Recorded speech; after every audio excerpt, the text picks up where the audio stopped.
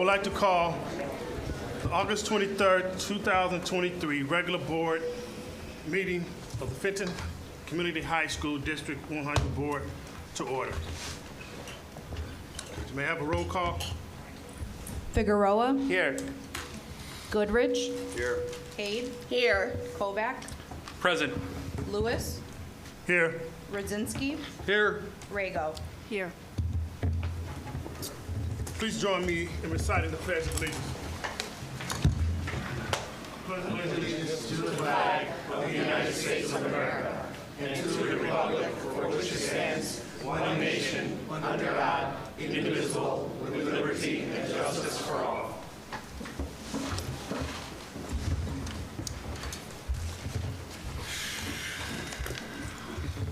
James, repeat our mission statement. Sure. Our mission statement is to cultivate successful, passionate, empowered learners through rigor, relevance, and relationships. Our Fenton belief statements: successful, passionate, empowered learners thrive when we provide a safe, caring, and welcoming environment. Diversity, equity, and inclusion unify our community. School and home collaborate as one. We champion innovative teaching and engaged learning with state-of-the-art facilities.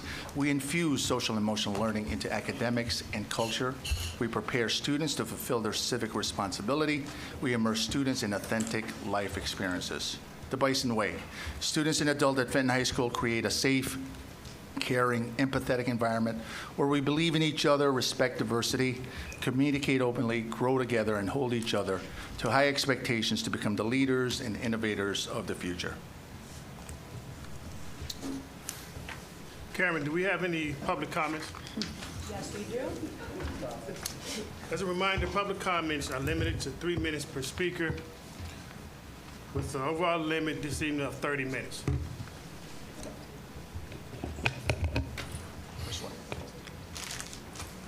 Okay, Patrick Escobedo.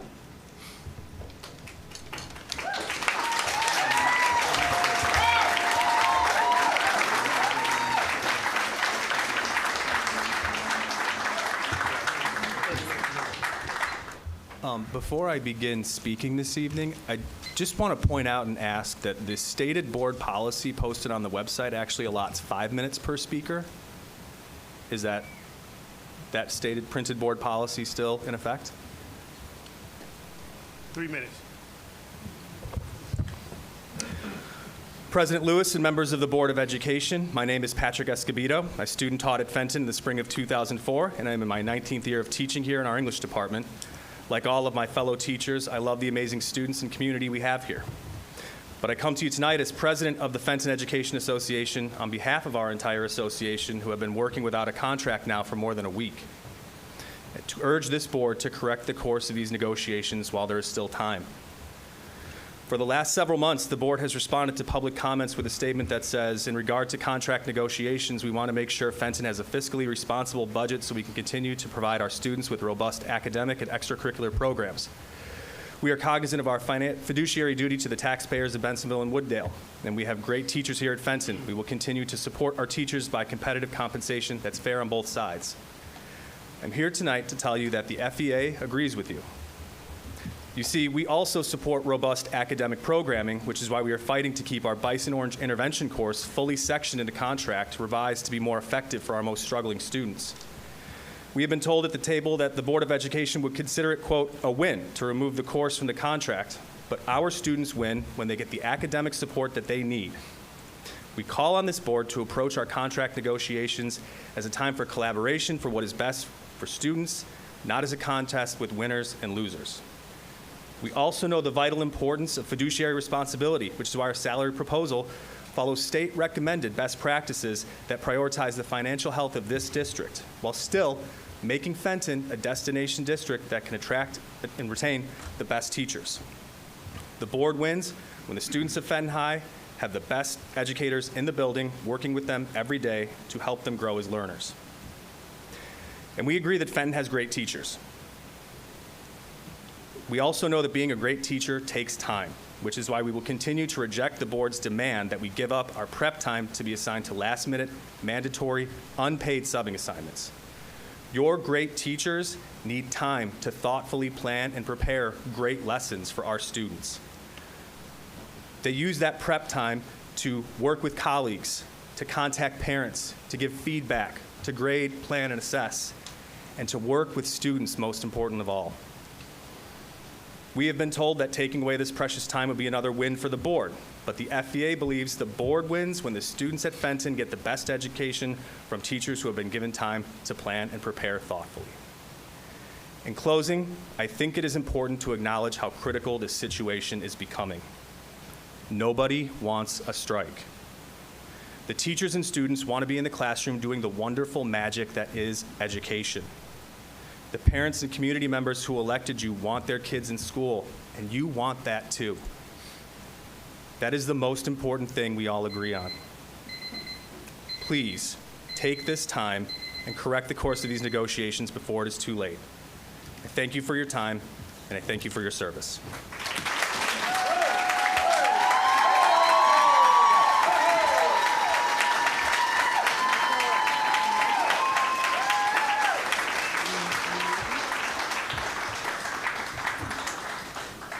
Amika Umidi.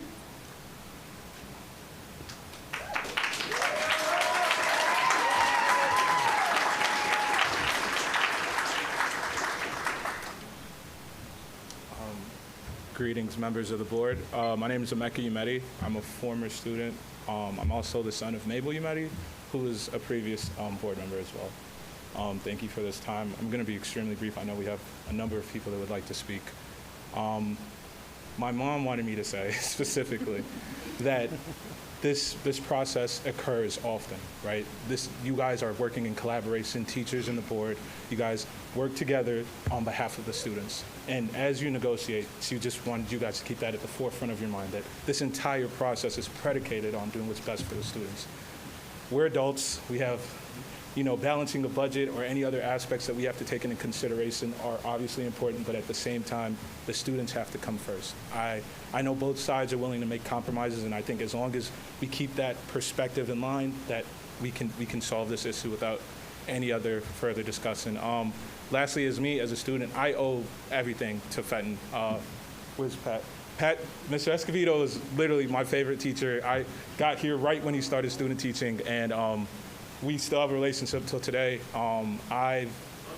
Thanks, Pat. 3 graduate degrees later, I still call him to help me go over my writing. And the work that they've done, like while I was here, let alone even after, is just indicative of how committed the teachers here are to not only helping the students, but building them up and supporting them as they go on to the next stage. So, sorry. I just encourage you all to remember that and put the children first, put the students first, and I'm sure that we can find a reasonable resolution. Thank you. Stephanie O'Neill.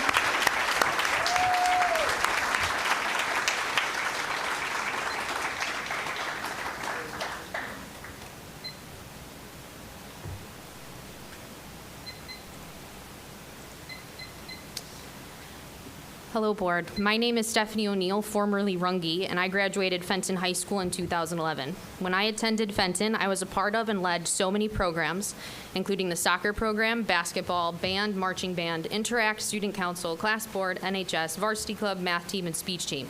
I did as much as I could, and I loved every single second of it.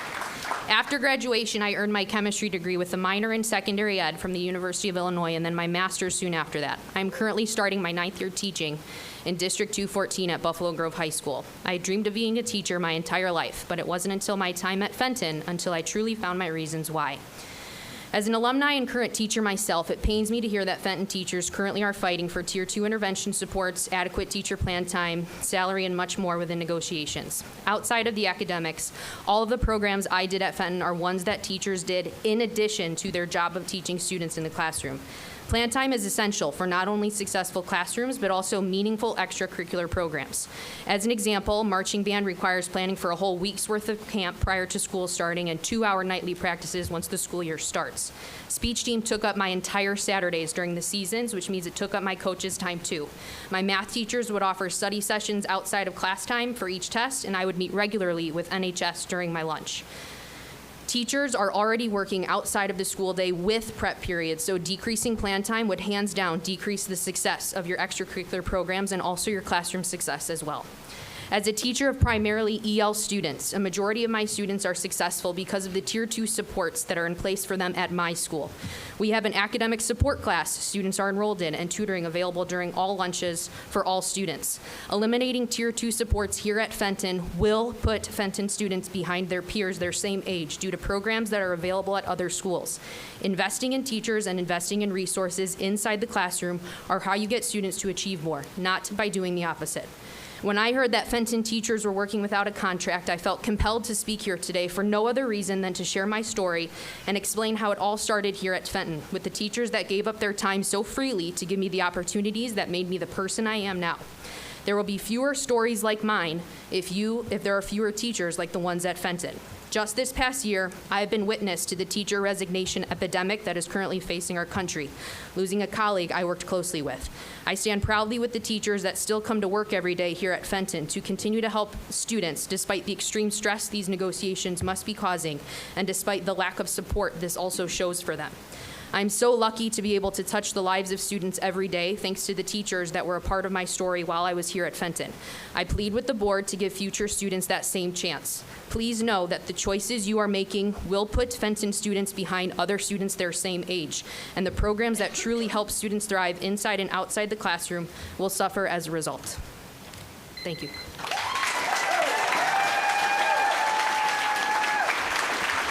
Delilah Johnson.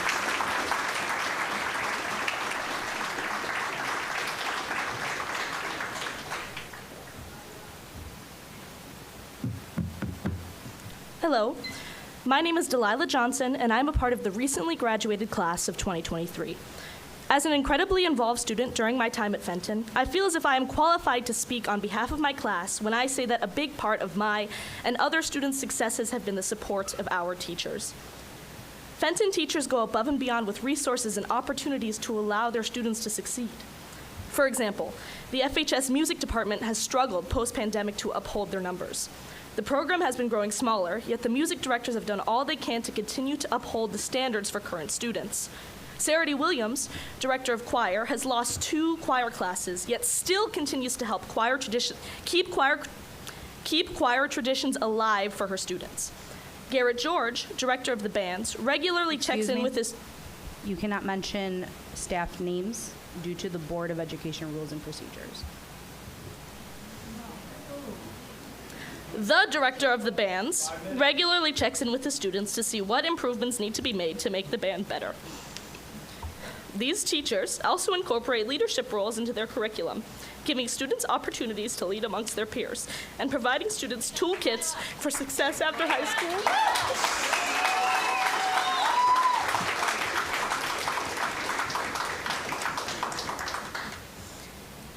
Sorry, can't see my... Thank you. A big factor in the success of Fenton music programs is the prep time for directors. During prep times, directors pick music, create lessons, and meet with student leaders. The board is proposing to turn prep time into unpaid subbing, which can be harmful to an already suffering music program. These teachers have continued to work hard for their students while still on an expired contract. We are lucky to have teachers that are willing to continue to work with students while not having an updated contract, but it is unethical for these working conditions to proceed. To the board, you cannot expect to have successful students if you are not equally supporting your teachers. Thank you for your time. David Johnson.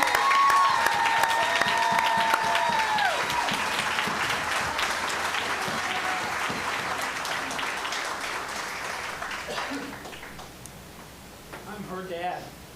I don't like to see my kid cry because of your rules. That's jive, man. And that, to me, has illustrated where your priorities are. You cut the time short, and you made that kid cry, and that's jive. I don't know why you all are here if you don't love these kids. I got 2 of them. One just graduated. One's a sophomore here now. They are both received honors, received rewards because of these teachers. My kids are smart, but without the guidance of these teachers, who knows where they might have ended up. Nobody becomes a teacher to be rich. Nobody becomes a teacher because there's money to be made in that negotiation. Nobody becomes a teacher to get a big fancy car, to wear those fancy clothes, and to impress people. People become teachers because they love these kids. And for you to ignore them and to ignore their wishes, you should listen to what the teachers suggest. The teachers have only one thing at heart, and that is our kids.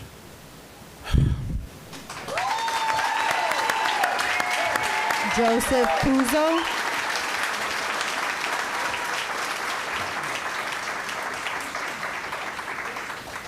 Do you repeat the name? Joseph Puzo.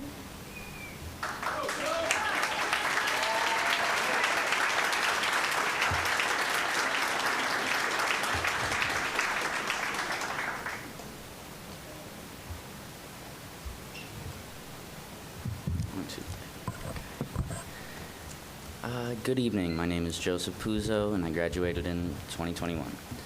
As I stand before you today, I'm reminded of the journey that has brought me to this moment. My entrance into high school was marked by excitement and desire to feel closer to adulthood. However, my life up to this point had been influenced by various forms of trauma, which casted a unique lens that which I viewed this world. This perspective often made it challenging for me to relate to others and to fully embrace life's possibilities. At that time, the concept of embracing life's challenges as opportunities for growth seemed distant. My early high school years were a struggle. The weight of my past experiences sometimes felt like an insurmountable burden. Appreciating the value of my own life and the opportunities before me wasn't something that happened overnight. It was a gradual process, one that required self-discovery, reliance, and the support of those who believed in me. The introduction of Bison Orange being implemented into my schedule in sophomore year was the moment for me. The turning point. However, amidst the difficulties, a turning point arrived. This class that would change the trajectory of my high school experience and ultimately my life. Bison Orange became more than just a subject. It was a source of inspiration and empowerment. It helped me recognize my worth, acknowledgement, my potential, and unlock the determination to overcome adversities. The impact of Bison Orange and Miss Torres had on me especially wasn't just academic. It was deeply personal. It provided a safe space where I could challenge my preconceptions and engage in meaningful conversations with peers, counselors, and especially my teachers. It was within these discussions that I found my voice and began to understand that my perspective mattered. This class became a beacon of hope during times when hope seemed scarce. As my high school journey progressed, so did my transformation. Gradually, I shed the weight of my past, embracing my potential and finding the courage to advocate for myself and others. Today, I stand here as living proof that growth is possible.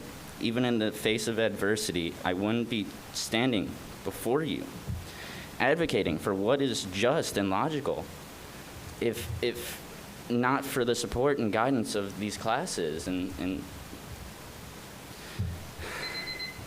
I want to stress that the significance of Bison Orange extends beyond my personal story. Its impact reaches students who, like me, may carry burdens and face challenges that often others can't comprehend. You know? Like me, may carry burdens and face challenges that others can't fully comprehend. If this class were to be removed, it would be a disservice to those who would need it the most. Let's ensure that the future is paved with opportunities for growth and empowerment for all. In conclusion, My journey at Fenton High School began with challenges and uncertainties, but it was the transformative power of Bison Orange, Miss Torres, Mr. Welsh, Dr. Mitchell, and all of my educators that brought me here today. I urge you to consider the ripple effect of your decisions, how they impact your lives, and shape futures. By preserving this class, you're investing in the potential for growth, empowerment, and positive change. Thank you for your time and consideration.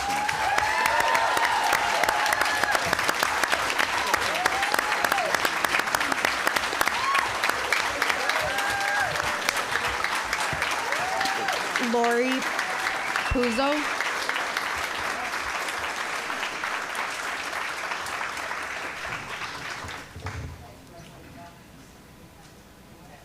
Hello, my name is Lori Lynn Puzo.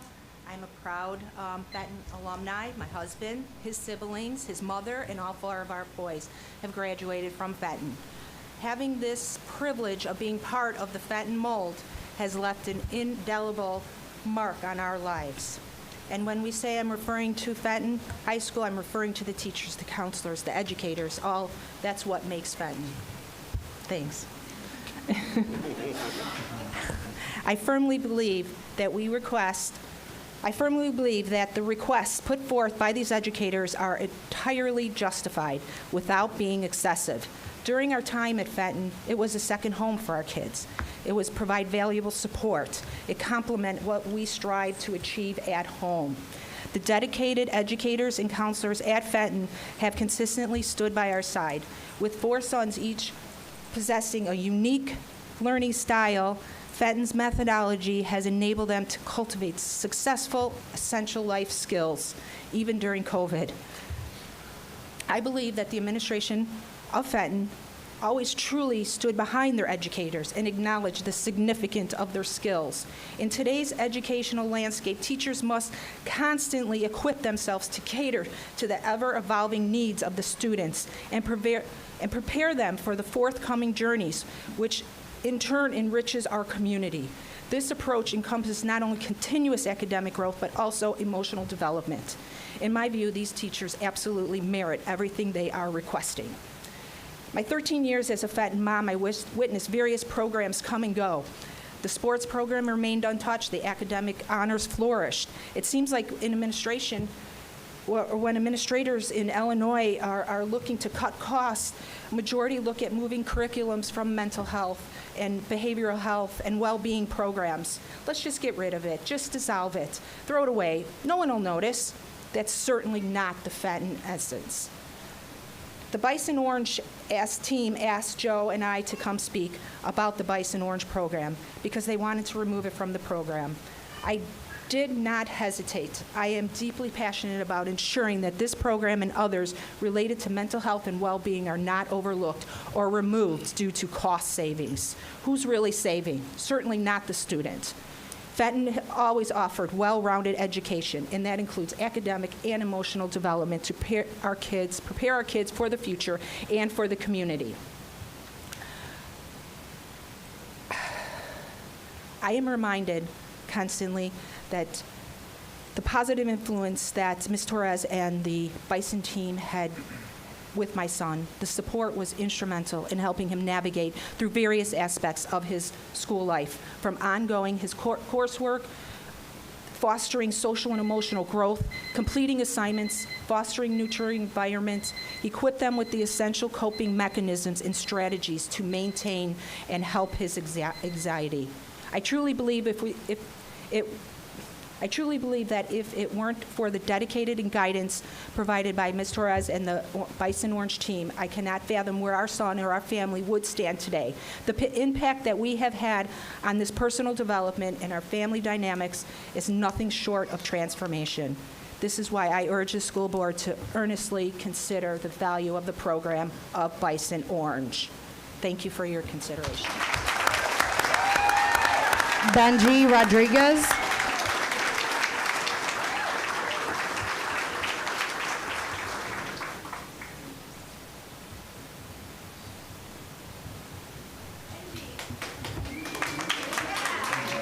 Hello, everybody.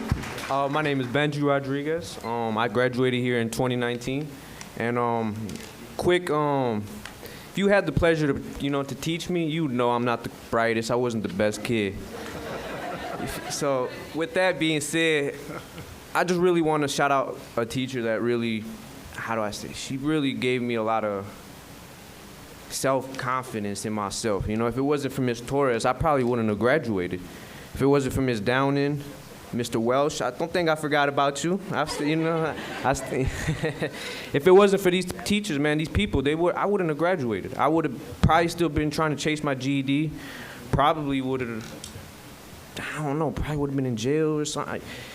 Without these people, without the teachers, without Miss K, Miss Torres, man, I don't know where I would have been. She would take me out of lunch. She would take me out of Bison time, where you would do your homework. She would take me out of all these classes just so I could finish my homework, I could do my study a little bit more, because I had the potential. I really did have the potential. I didn't have the worth ethic. She gave me that worth ethic. She made me believe in myself. Like, you do this, you get an A every once in a while. And I did. I graduated, Thank you very much. Thank you very much. Patrick Tantillo.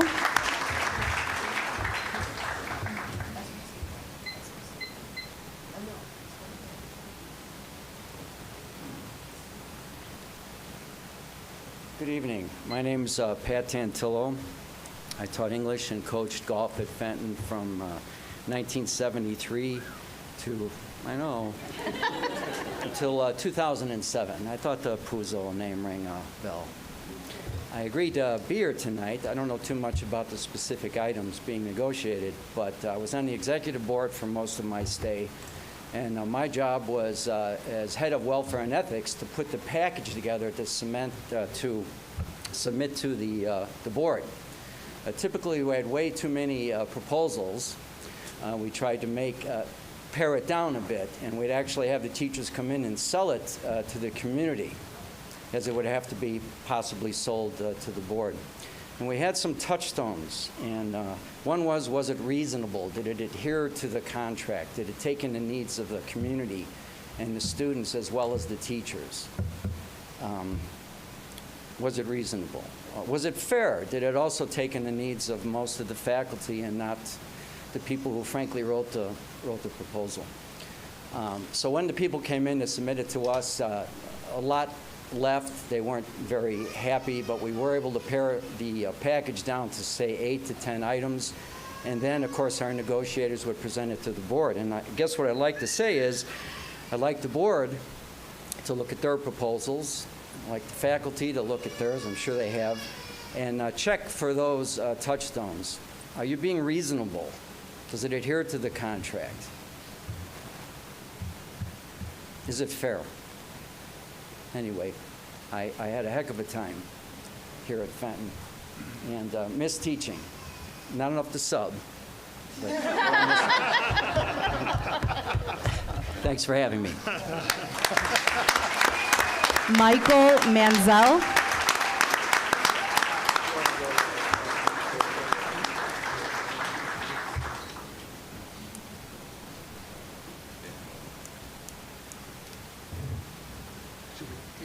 Say the name again.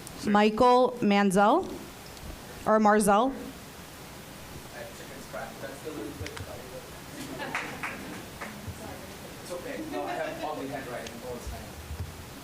Good evening, ladies and gentlemen of the board, fellow alumni, teachers, so beloved. I come here today, my name is Michael Marzak. I'm a 2011 alumnus of this wonderful institution. And I want to start off with a quote.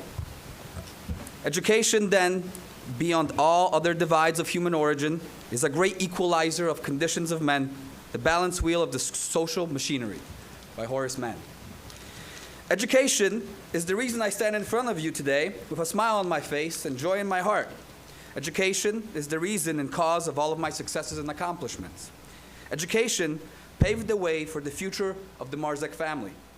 My post-secondary and graduate accomplishments have sprung from the roots that this phenomenal institution has imprinted on my young brain at the time. The reason I chose to be here in front of you today is because these professionals are some of the best in the world. While I remember plenty professors and lecturers from a plethora of classes, the Fenton teachers are the ones that have made the biggest impact on my life. Because they lit the fire. They started the inkling that led to me becoming a lifelong student, the inkling that turned me, a child from a poor and single-parent household, to a veteran of the United States Army, a speaker, a writer, a leader, and a lifelong student. I stand here before you appalled to hear that these outstanding educators are working without a contract and that you are not willing to meet their requests. Every child has a right to a proper and professional education, especially students at a public institution. These teachers didn't join this profession to become wealthy. Their profession is a pursuit of altruism at its finest. They chose to educate young minds of a public institution, and they deserve every penny and every resource they require to accomplish this mission. We can look at it from a societal perspective. Proper education equals betterment of society at large. Or you can look at it as a business, if you will. You have the opportunity to invest in these teachers. And I say invest because by investing in supporting their endeavors, you are investing in the future generation of the members of your community. Members that, if properly educated as I have been by teachers like Mrs. Rahandran, Mr. Escobedo, and many, many others here, will not only contribute more financially, but also socially, holistically, and morally to your community. Education, as Horace Mann stated, is a great equalizer. By stripping it of value, by not providing the resources necessary, you are taking away its power and thus harming your community. I urge you to provide these teachers with the proper salaries, resources, and support that they need. They are your frontline soldiers of the future of your community. You are stripping them of their metaphoric ammunition, and that is your failure to lead and your failure to provide an equal opportunity to all children, children that, like me and other Americans, deserve equal opportunities to create their future. Thank you for listening. Antiri Cardenas.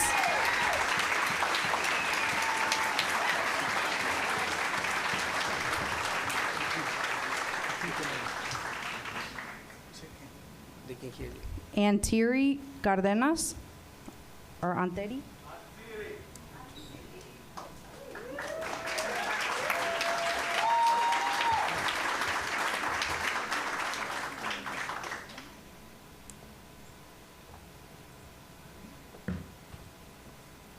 Hello, good evening. My name is Atsiri Cardenas. I graduated with the class of 2022. I'm a sophomore attending College of DuPage, majoring in early childhood education. I'm also a co-teacher at an educational center caring for young children ages 2 to 5. I found an interest in early childhood education when I took classes offered here surrounding that career. Ms. Weiner and Ms. Nelson taught an excellent class that allowed me to be in a lab with children and learn new content every day. My passion is to nurture and guide my own future students. Now, my passion might be different compared to their passion since they are high school teachers, but we share one thing in common. We want to educate and make a difference. However, in order to share their passion, they must be working in a safe environment that protects them in many ways. A huge foundation to an excellent school is teacher well-being. Teachers spend approximately 46% of their time at a school. To take into account, they may also run extracurriculars after school like clubs or sports, even staying after to help a student.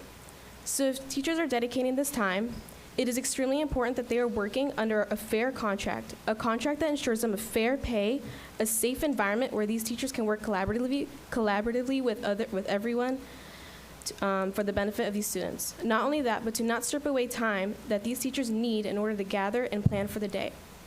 So I'd personally like to thank all of the teachers who have guided me in any way. Teachers like Mr. Escobedo and Mr. Berry, who have spent countless one-on-one time with me throughout Bison time to ensure that I can strive. Mr. Sade and Senora Damaro, who created such a positive working environment for me and my peers to learn. Ms. Raj, Ms. Avila Peterson, Ms. Milt, who always cared about my mental well-being and were always so proud of my accomplishments. These teachers have truly shaped who I am today and given me the knowledge that I will share for the rest of my life. Their well-being is just as important as these students walking in these halls. Thank you.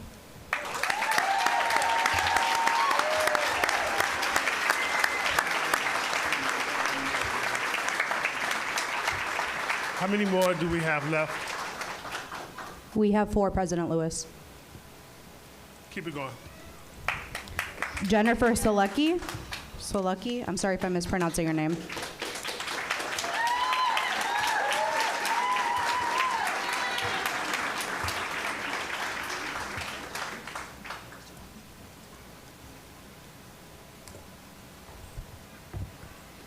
Good evening, President Lewis and members of the board.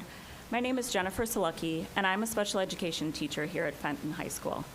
I also serve on the executive board of the Fenton Education Association as union secretary, and I am part of the FEA negotiating team.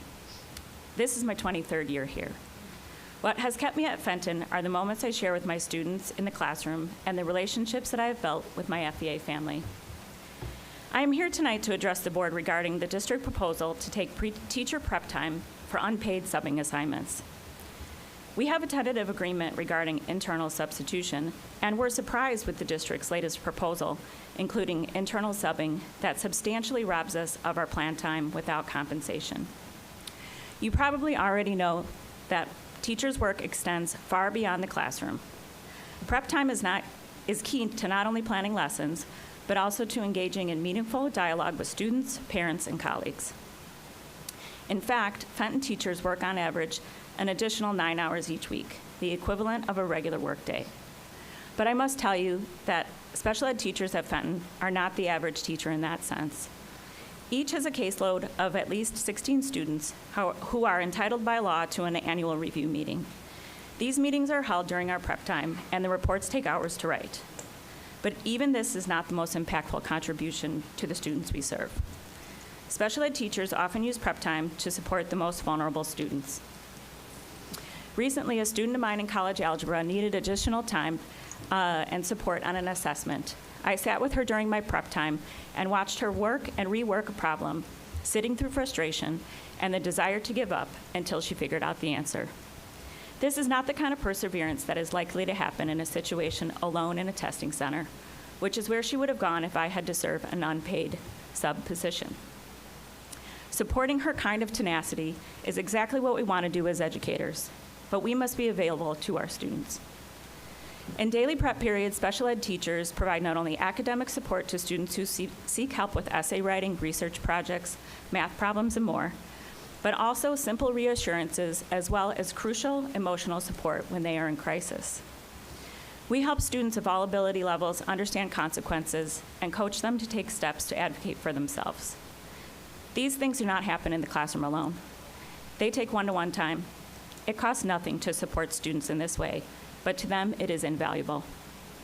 So I'm asking this board, as elected officials of the school, to see to it that good quality teachers from any department are not lost because of the potential change in working conditions.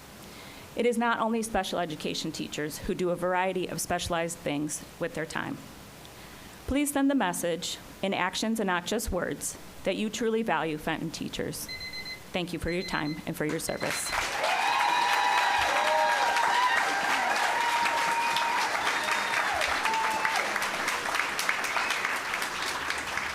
Chris McCallow.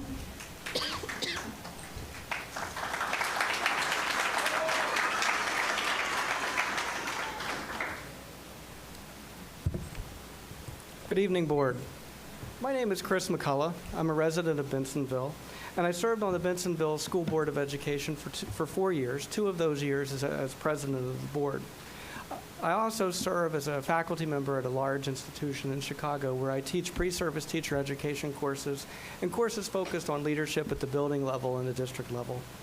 I have a son in BSD too, and I want the best education for him and for all of the children of our community and of our residents. An investment in our teachers, and this was stated earlier tonight, an investment in our teachers is truly an investment in our children, our most sacred assets.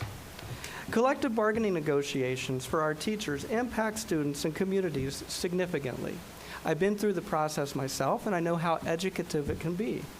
I'm deeply saddened and disappointed by the lack of leadership in the current bargaining process. I encourage you to listen to our professional educators, hear their stories, understand their concerns, respect their expertise. No one understands the social sciences and the impact of teaching and pedagogy better than our educators. After all, it is our teachers who are in our classrooms with our students every single day. They are the ones who have mastered classroom management, even when others are fearful of the outcome, of repercussions of things that could be challenging that they encounter. They are the ones who work most closely with the bright young minds in our community. So now I ask you to take a moment. Take a moment and remember your why, those of you who serve our community. Why did you volunteer your time to become a school board member? Why are you here tonight? I would imagine that you, like me, decided to take on this role because you care about our students' education, that you, like me, want to see them succeed. You want to make sure they are prepared to be strong citizens and community members upon graduation. So I am asking, if you were called to serve because you care about our students and want them to receive the best education possible, why not listen to the experts? Our teachers are here for the very same reason. The teacher team is highly responsive to the needs of both the community, from student to taxpayer, and the district. As Mr. Escobedo stated on June 28th, and I respect this so much from our teachers, the teachers have done the math. They know the district has the funds to meet their request without raising taxes. I'm here tonight to ask you to make reaching a fair agreement a priority. We need to resolve the contract so everyone can go back to focusing on the most important thing for all of the communities that we serve, our students, who are also our children.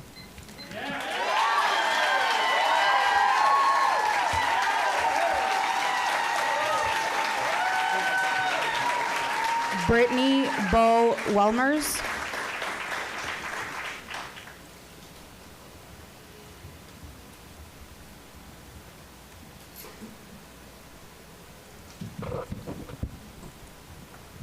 Members of the board, my name is Bo Welmers.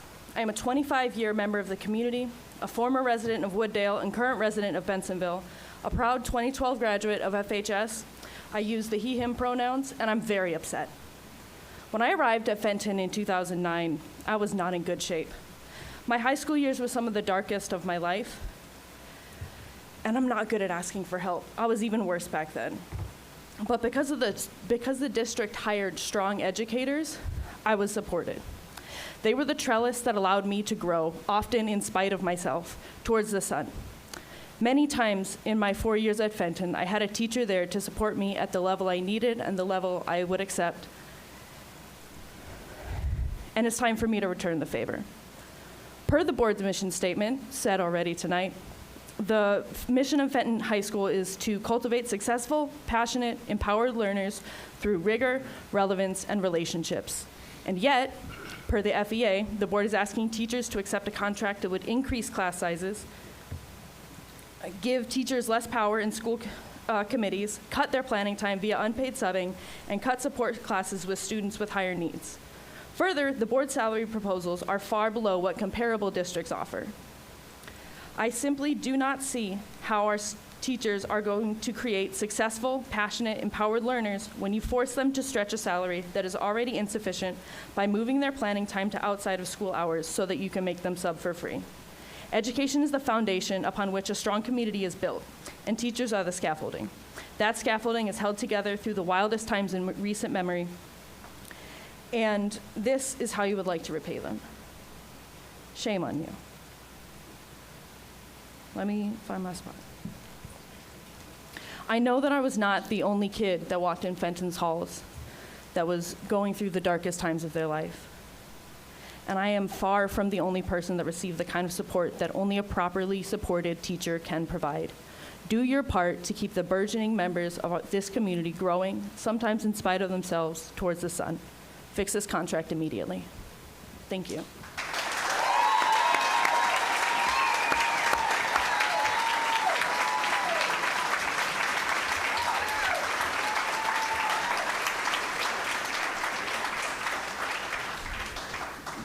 President Lewis, there are no further public comments. Thank you for your comments. In regards to contract negotiations, we want to make sure Fenton have a fiscally responsible budget. We can continue to provide our students with robust academics and extracurricular activities. We are cognizant of our fiduciary responsibility and our duty here to the taxpayers of Bensenville and to Wooddale. And yes, we have absolutely great teachers here. And we will continue to provide continued support to our teachers and provide a contract that's fair for both sides. Thank you for your comments tonight.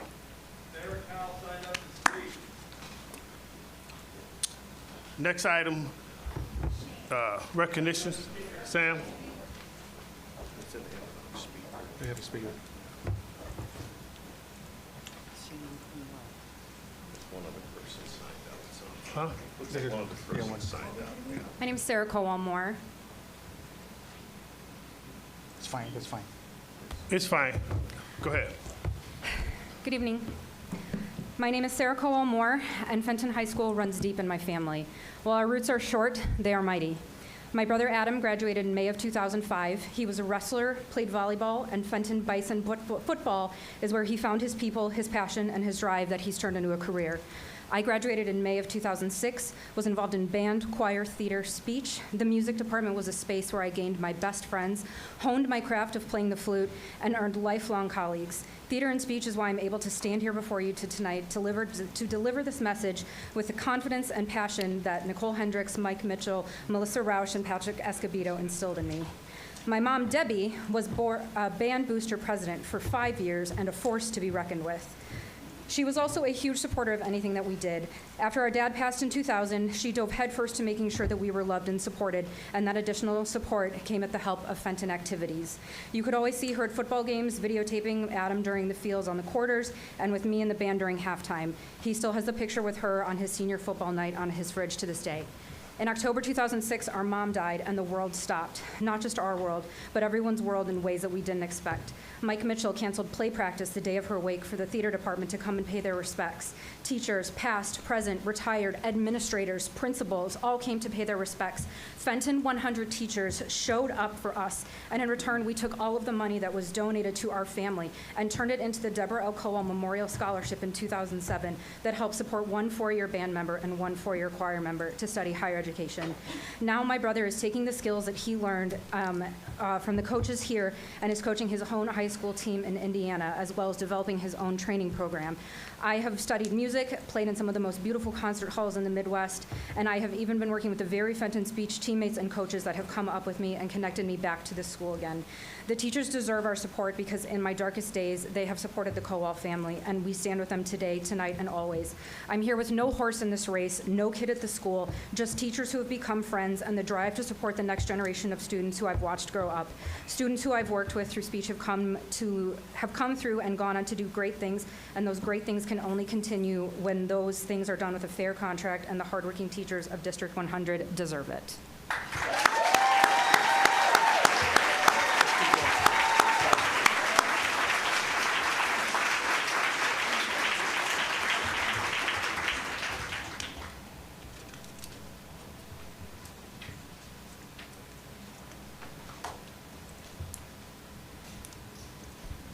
Good evening. If we could have Alejandro Diaz come forward with his coach, Chaz Taft. Ali Cat.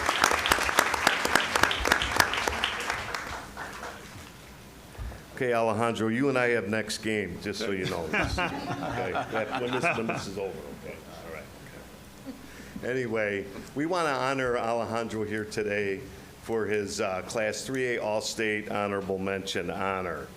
Alejandro was a clear leader of this past season as a junior, and he returns back for us again this year, so we're really thankful for that. And now we have to beat the school record of 24 wins that you helped set for last week. Oh yeah, he said for sure, okay. Not a problem. But anyway, Alejandro was also all Upstate 8 Conference, as well as earning a spot on the Daily Herald All-Area team. So we're really excited to introduce him here tonight, and his coach, Chaz Taft is going to give a little more details on the season. All right. Coach Chaz Taft, thank you guys for acknowledging him. It's been a pleasure for the last couple years to coach him. It's unbelievable. His character, work ethic, everything you could imagine. I mean, just from his parents' support, from him, it's been great. So last year, he gets, honorable mention All-State 3A. Averaged 17 points a game for us, 5 assists per game, 5 rebounds a game, 3 steals a game, 1 block a game, took 15 charges. Now, this is kind of a club that's, he shot 55% from 2, 37% from 3, 87% from the free throw line. So there's a club that's a 50, 40, 90 club in the NBA, and there's only 9 people who have done that. And he's a few percentage points off as a junior as doing that. So that's one of his goals that we got for this year. So he was unanimous all-conference. He missed all-conference player of the year in the Upstate 8 by 1 vote. He was obviously the Chuck Mitchell all-tournament team. He was Daily Herald all-tournament team. But probably one of the best things about this whole thing is that he has a 4.5 GPA. He's currently ranked, I believe, in the top 10 in his class. Helped us do a 24-8 record, 15-3 in the Upstate 8. We set the school record for wins with 24, which was previously 21 in 1920. And right now, coming back next year, we got six seniors coming back with quality playing time, and he's got his running mate back. So we're pretty excited about this season coming up. So hopefully everybody can come out to the games, give us some huge support, because these guys, they're great to watch. Okay, Alejandro.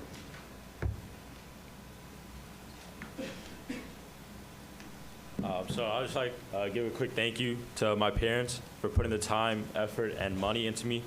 I'd like to thank my coaches and teammates for believing in me and giving me the confidence to perform well. And then I'd like to give a special thanks to Coach Taft here. Coach Taft is a great guy. From opening the gym early to let us shoot to staying after to watch some film. He does everything to get the most out of his players, and that's the reason I believe that I got all state honorable mentions. So I just like to thank Coach Taft. Thank you. Alley Taft.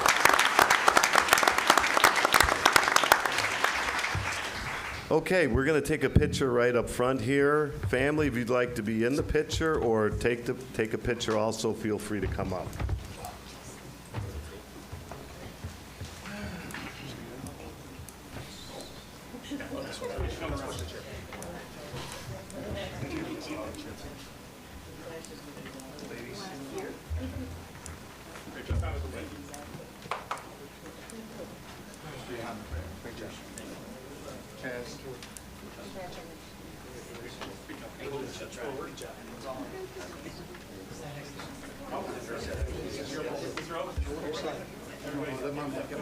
Everyone take a step, one step forward.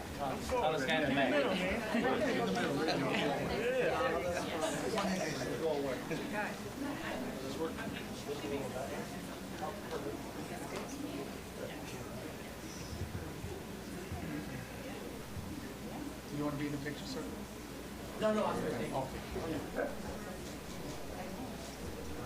Thank you.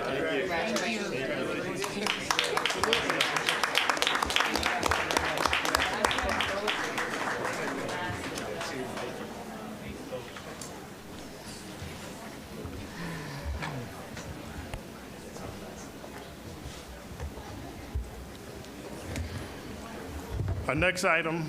No, it's the okay, that's right.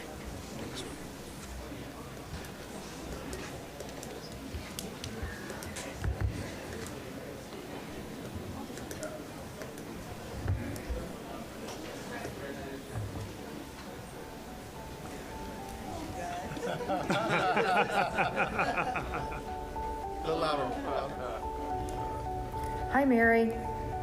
I'm so glad that James has invited me to be part of your retirement video. It gives me an opportunity to tell you how much I appreciated working with you. Besides having fun and becoming good friends, we always enjoyed our time together. I so much appreciated your patience and kindness towards me. Your talents, your expertise always made our work together more productive and effective. I know that during your retirement, you're going to be able to spend a lot more time with grandchildren and traveling with your husband. Please take this time to have fun and enjoy those days. Congratulations again, and best wishes on your retirement with many years in the future. I hope to see you soon, Mary. Bye-bye. Hello, Mary, and congratulations on your retirement. Even though I'm not at Fenton, I always felt like you made everyone feel wonderful and special, and you were a wonderful person that I could go to, ask questions, get help. You supported us with compliance and other things that we needed. You are an amazing person, and Fenton will truly miss you.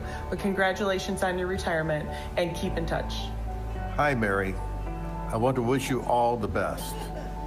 I really enjoyed working with you, even on those late board meeting nights when we were often the last people leaving the building. Enjoy your retirement. Happy retirement, Mary. Thank you for always taking such good care of us. We're going to miss you. I just wanted to say congratulations on your retirement. I want to thank you for all the years of your service and all the things that you've done to support us, to support me. It's been great at the campground. Hopefully you can continue joining us on our annual camping events.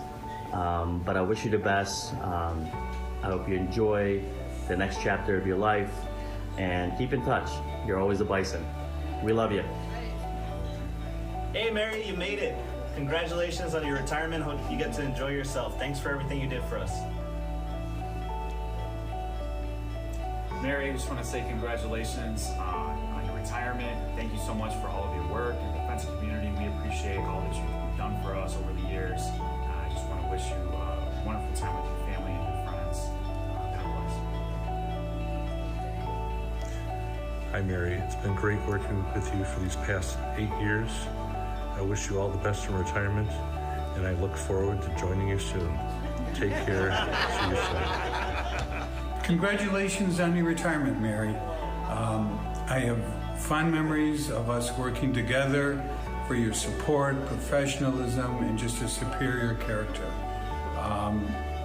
I hope you do everything you want to on your retirement, or as little as you want. You deserve it. It's just been great to get to know you, and also getting to know you as a person. All the best, Mary.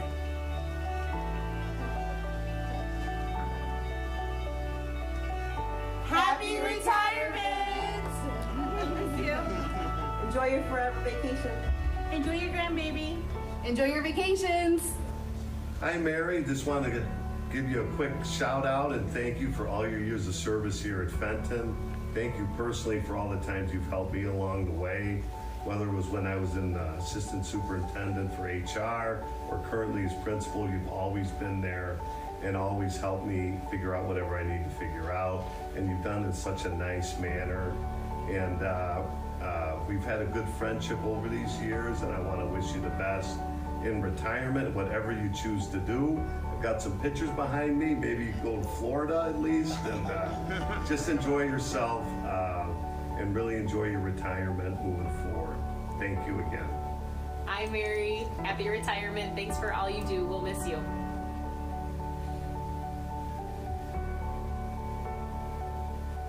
Hi, Mary. Congratulations on your retirement. It's bittersweet. We've been through so much. I'm excited for you to take this next adventure with your family, but I'm going to miss you so much. We've done so much together, from all the food pantries and food drives, the countless hours pounding the pavement for the referendum, all of our work doing the curb mess. I don't know what I'm going to do without you, but I'm so excited for you to spend more time with the little one, and I just look up to you for so many reasons. One of which that just so much stands out is the big crisis we went through with the pandemic, and we had this miracle of having a vaccine show up, and James brokered a brilliant deal. And the very first person that 5,000 unvaccinated people saw was you. And all of us were doing this gutsy mission of trying to roll out vaccines for a virus that had never been seen before.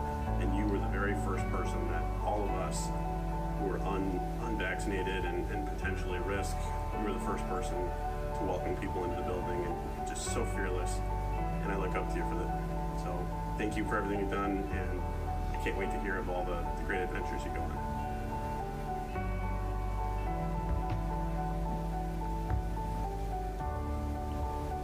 Hey, Mary, enjoy your retirement.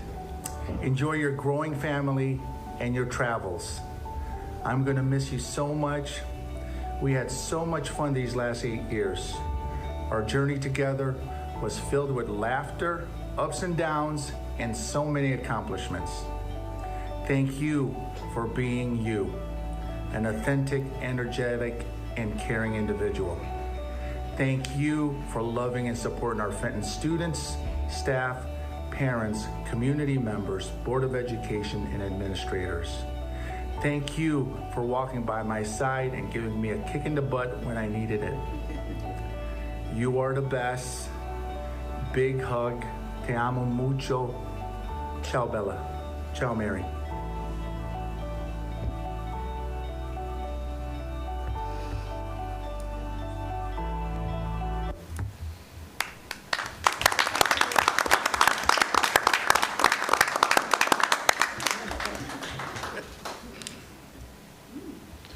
Mary.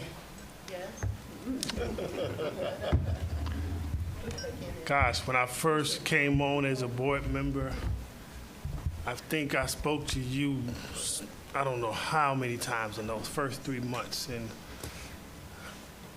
you were always patient, kind, and because I was, oh gosh, I'm calling her so much. At some point in time, she's going to stop answering the phone or stop responding to the emails. But who knew you had that much patience? We're going to miss you, and you were very instrumental in me getting acclimated here, and I really appreciate it. Thank you very much. You're so welcome. Thank you to all of you. It's been great working here. I can't believe that 17 years has actually passed by.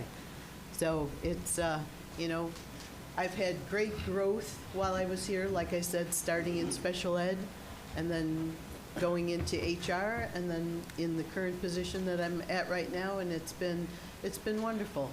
You know, with the diversity of each position and getting to meet staff and families and working with the kids, it's just been a wonderful experience. So I thank you all for giving me the opportunity to do it.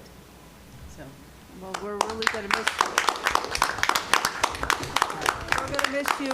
We're going to miss you. I have to say that you are not only outstanding at what you do, but you're an outstanding person.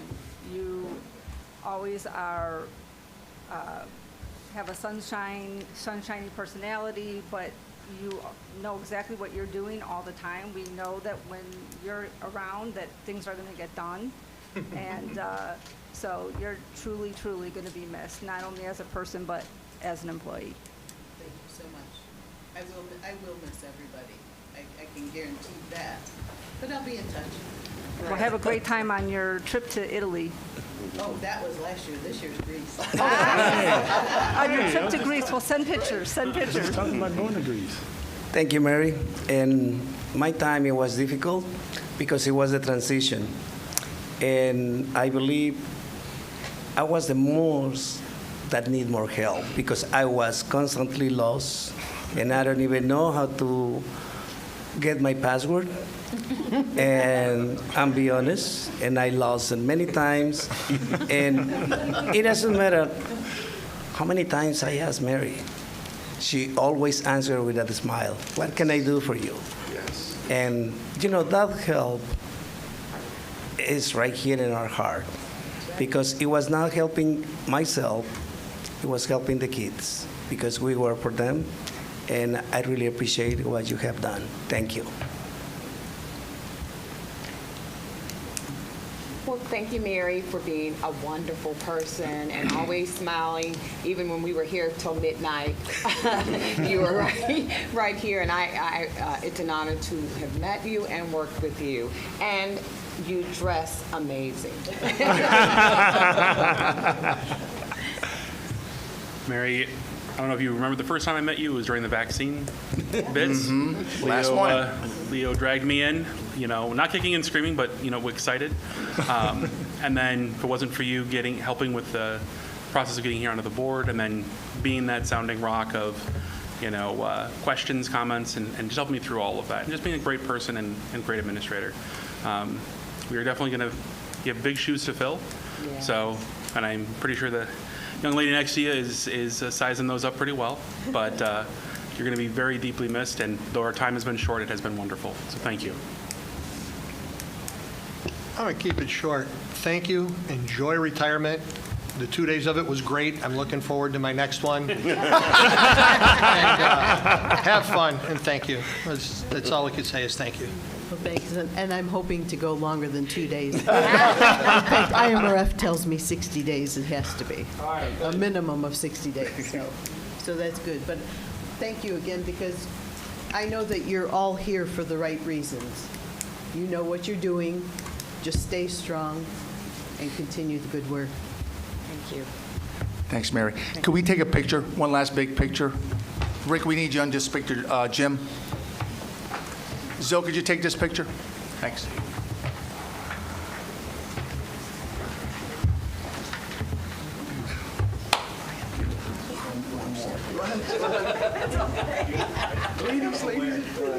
You can go up like that. You strike that. Yeah, right. Yeah. Step up. Yeah, step up. Yeah, a little bit. One step. Step forward, guys. And step up. Okay. I make a good anchor. Oh man, the guy with the shorts up front. We'll cut it so that we don't. All right, we ready? I'll take a few. 1, 2, 3, 4. Awesome. Thank you so much. Thank you, Mary. This is the last one. This is it. As Bruce put it, it's my last supper.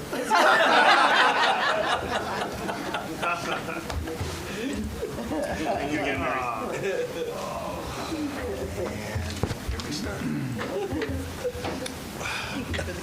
Oh, sure. Yeah. Yeah, good. The next item is informational items. James? Fantastic. We'll kick it off right to Dr. Benson here, start of the new school year. Sam? All right, great. Thank you very much. Well, since our last board meeting, we've had a lot going on. Yeah, we could, next slide, please. There we go. We started with our freshman orientation, and the whole front gym was full of kids. It was great. We had our Link crew members there. Tremendous experience.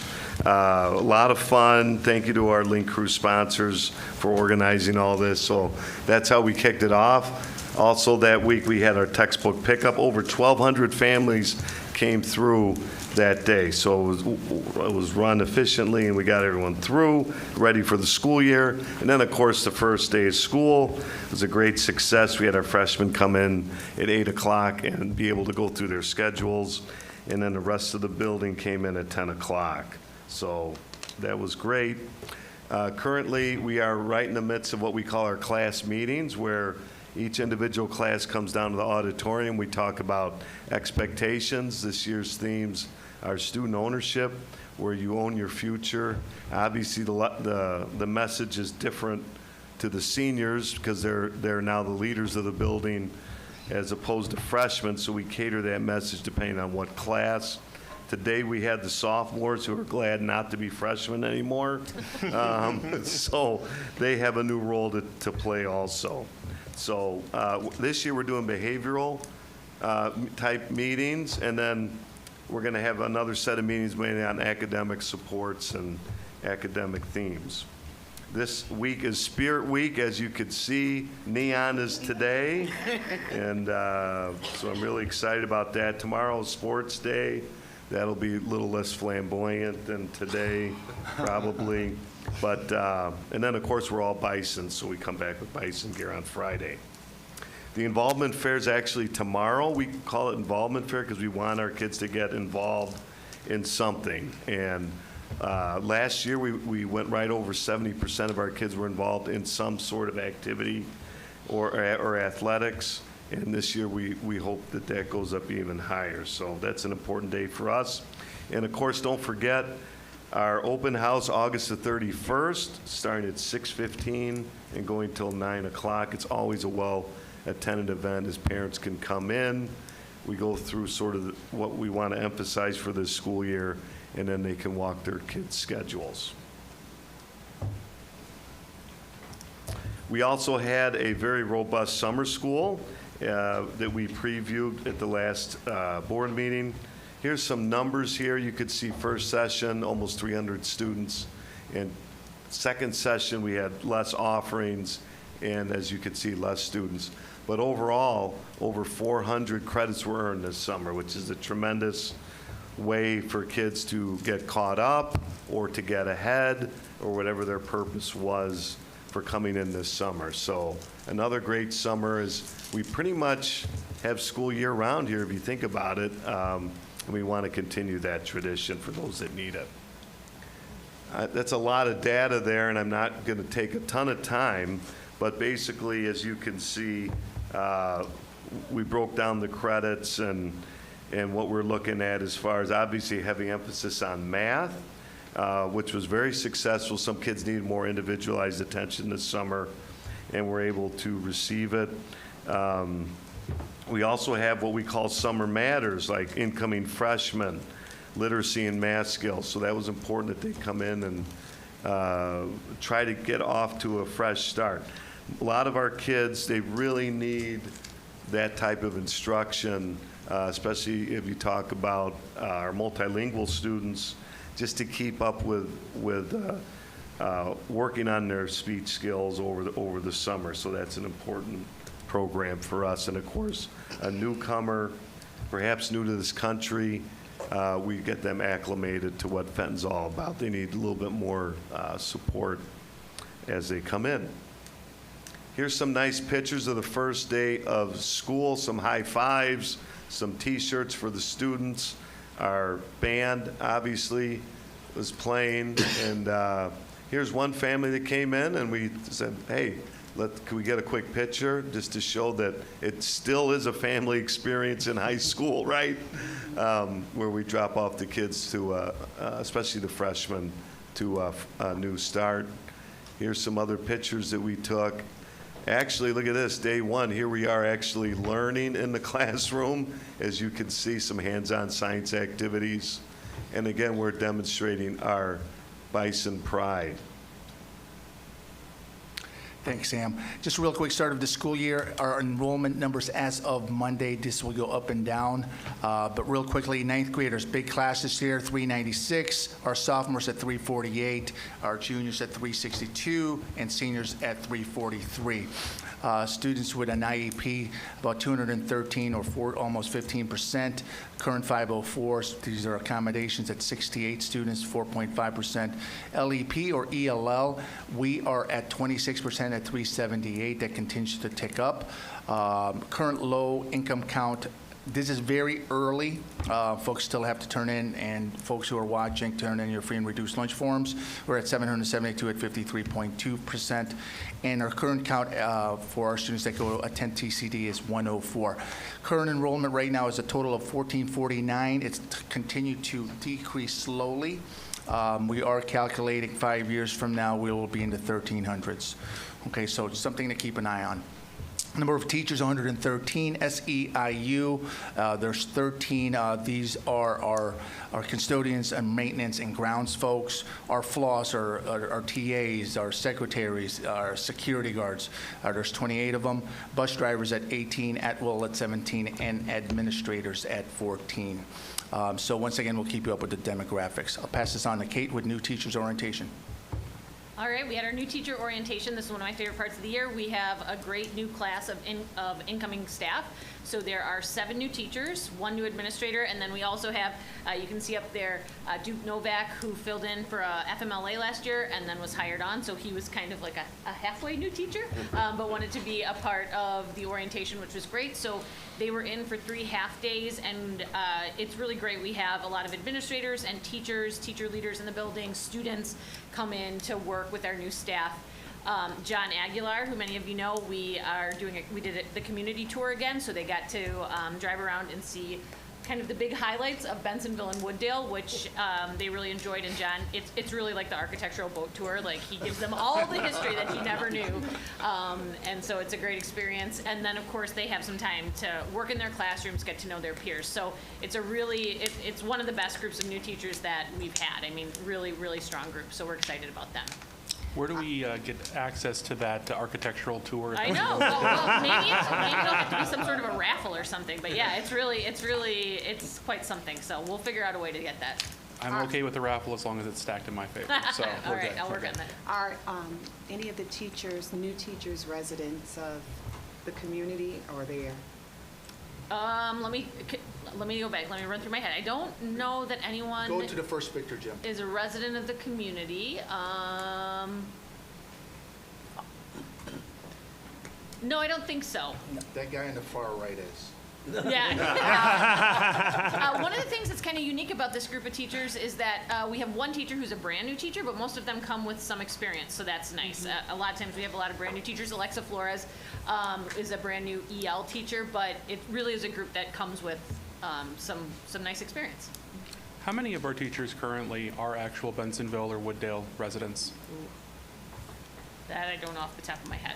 We can get that for you. Look that up. I'd appreciate that, please. Thank you.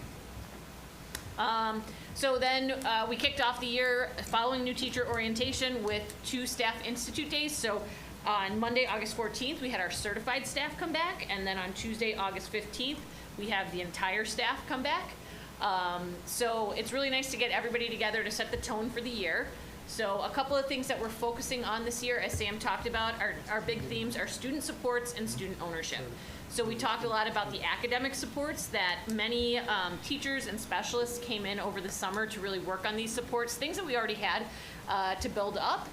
And so that's part of MTSS, which we've talked about, our multi-level tiers of support. The other major push that we have academically is from a professional development perspective. We're really focusing on multilingualism.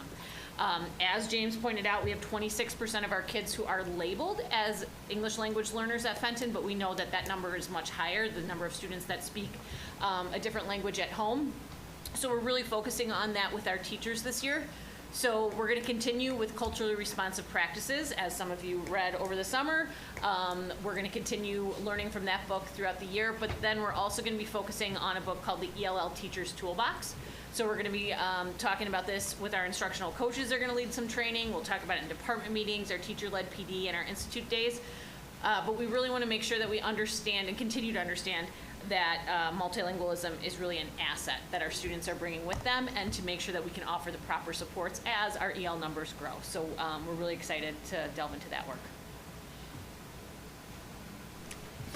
All right, really excited about this one. We got some special guests here from Mr. Boyd to Mr. Rubio and some of our students and our teachers here. Please step up. Mr. Rubio, if you could start us off. This is our German exchange program update. Hi, good evening, everybody. I've got a few students behind me, one all the way from Germany. We brought him. Hey. Welcome. Yeah. We snuck him on the plane back with us.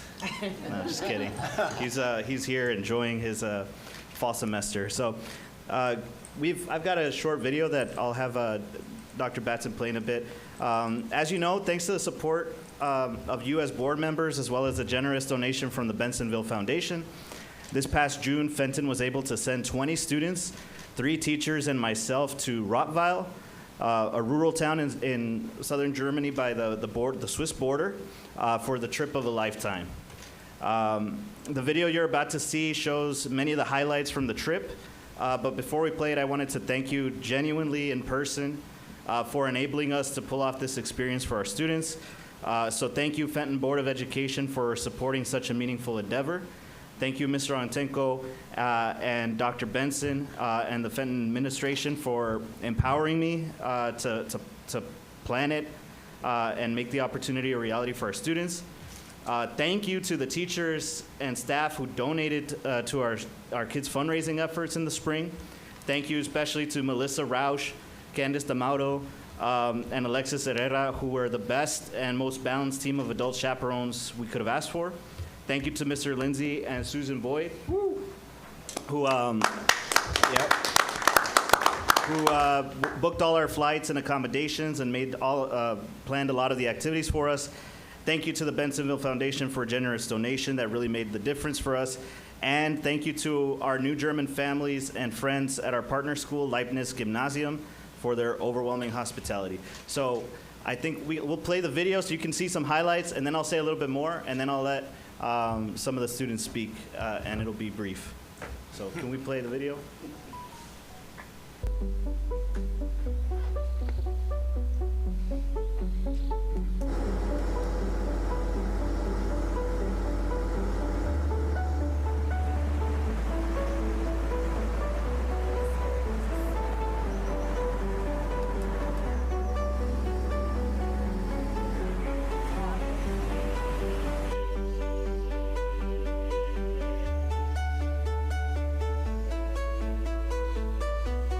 Thank you, Bensonville Foundation.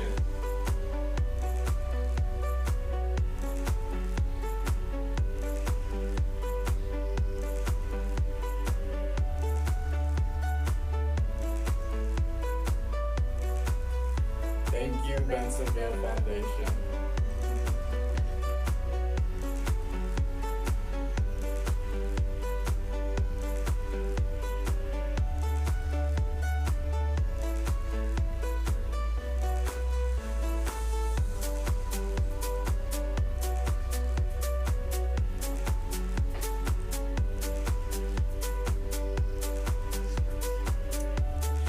Thank you, Bensonville Foundation.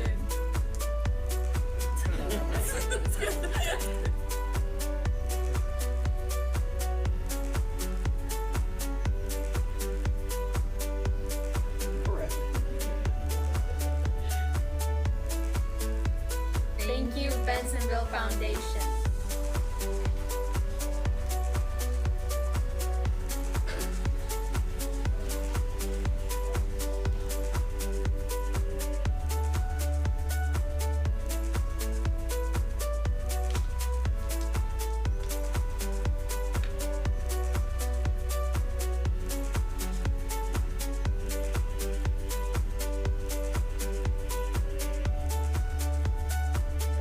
Thank you, Bensonville Foundation.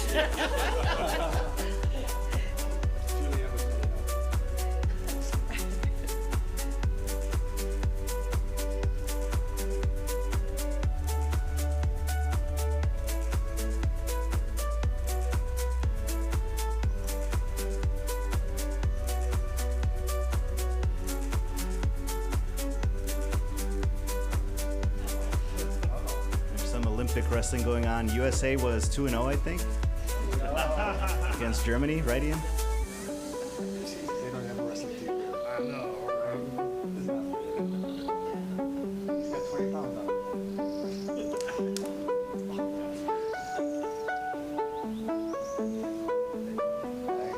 Thank you, Bensonville Foundation.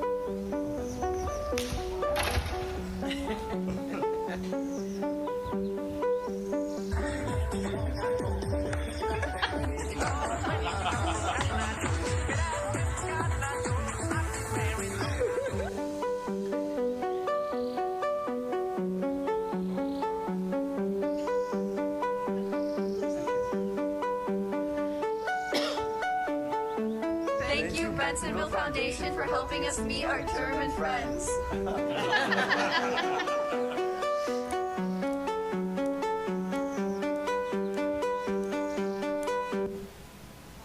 Yeah, so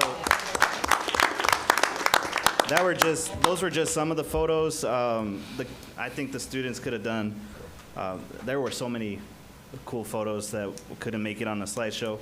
I want to say that our kids represented Fenton and the communities of Bensonville and Wooddale so well in Europe. You would have all been so proud to see how they were on the trip. As the leader of the trip, I was constantly in awe and grateful for their maturity, responsibility, flexibility, joy, and willingness to be open on the trip. Our students began their stay in Europe by spending the first weekend in Zurich and sightseeing there, Lindt Museum of Chocolate, FIFA, Museum of Soccer, the City Center. I think we're all going to cherish our memories of our day trip to the Alps, where we were at the top of Europe. A lot of cool memories there. And then from then on, it only got better. Our partner school sent a charter bus to pick us up from Zurich to bring us all the way to Rottweil, where our host families were waiting to welcome our students and take them home for their 2-week stay. Our kids attended school with their newly made host brothers and sisters and saw firsthand how different an educational system can be. It was great to hear some of their observations and ideas to bring back. Above all, the most beautiful and fulfilling part of the entire experience was to witness how our group of 20 students bonded so quickly and deeply with their German hosts. I know they still interact. They're on group chats. They're excited about the return trip and are already excited to plan some activities for them. We've got a meeting during Bison time this coming Tuesday to start planning it out. So that was so amazing to see. It was just a perfect trip. So with that, I'll let whoever wants to say it. Dominica, you want to? Yeah, go for it. In German? Oh, yeah. Oh. Hi, my name is Dominica, and I was one of the participants on the exchange trip to Germany. When I heard about the possibility of an exchange, I had been intrigued. Our school was doing an exchange with our students? No way. Now, I had not been learning German, but I could not let an opportunity like this pass. I am forever grateful for my host family in Germany for agreeing to bring me into their home. They showed me their culture and food, and which really gave me the first-hand experience of how it is living outside of the U.S. Contrary to it being a trip to Germany, my host family agreed to take me and another student, Andre, from the exchange to Strasbourg, France. I can honestly say that it was the highlight of my trip. The beautiful churches and architecture were none like we have in Chicago. Such a trip is very important for future students to not only learn a new language, but to experience a new culture. From the 2 weeks I've been there, I've made a new group of friends, such as Claudia and my new German friend Ian, and learned some of their language, grew stronger in my ability to meet new people, and the chance to hang out with students from Fenton they may not have before.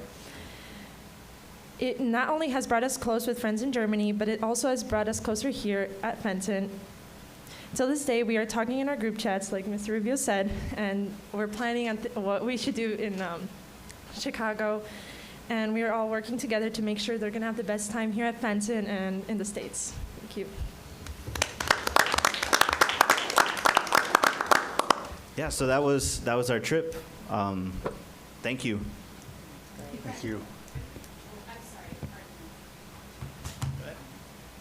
I just really wanted to say thank you to Lorenzo. Yes. His hard work, he worked tirelessly under a very, very short amount of time to make this trip work for our students, and he did a wonderfully amazing job at supporting our students and us as chaperones. So I really, really, really am thankful for your leadership and the work that you put into it. So thank you to Lorenzo. Mr. Boyd, before you get on there, just want to personally thank you. Folks that don't know the story, he was hounding me at, was it open house? Yeah, it was open house. Last year at this time, I'm like, who's Lindsay Boyd? Who's Lindsay Boyd? Mr. Untanglement, Mr. Lindsay Boyd is looking for him. I'm like, he's got a kid named Ian from Germany and so forth. So it was, just want to give credit to credit's due. Lindsay, thank you for this idea. Thank you for the fruition.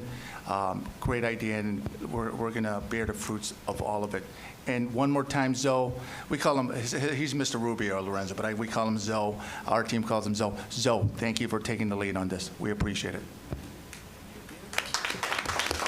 Hi, my name is Lindsay Boyd, and yes, I did hound him, and Mr. Benson, and Bruce, and Lorenzo, and everybody else to try to get this program established. The reason why you should continue this program and why you should go forward with it is not only does it teach your children about the world and expand their mind to the different opportunities and occupations and the ability to work with somebody else, to negotiate, to be cohesive in what you do. It also is I went to the Naval Academy, okay? I grew up as a military brat, and I lived all around the world. An experience like this gives them the ability to see and to think outside the normal box of the community in which they were raised.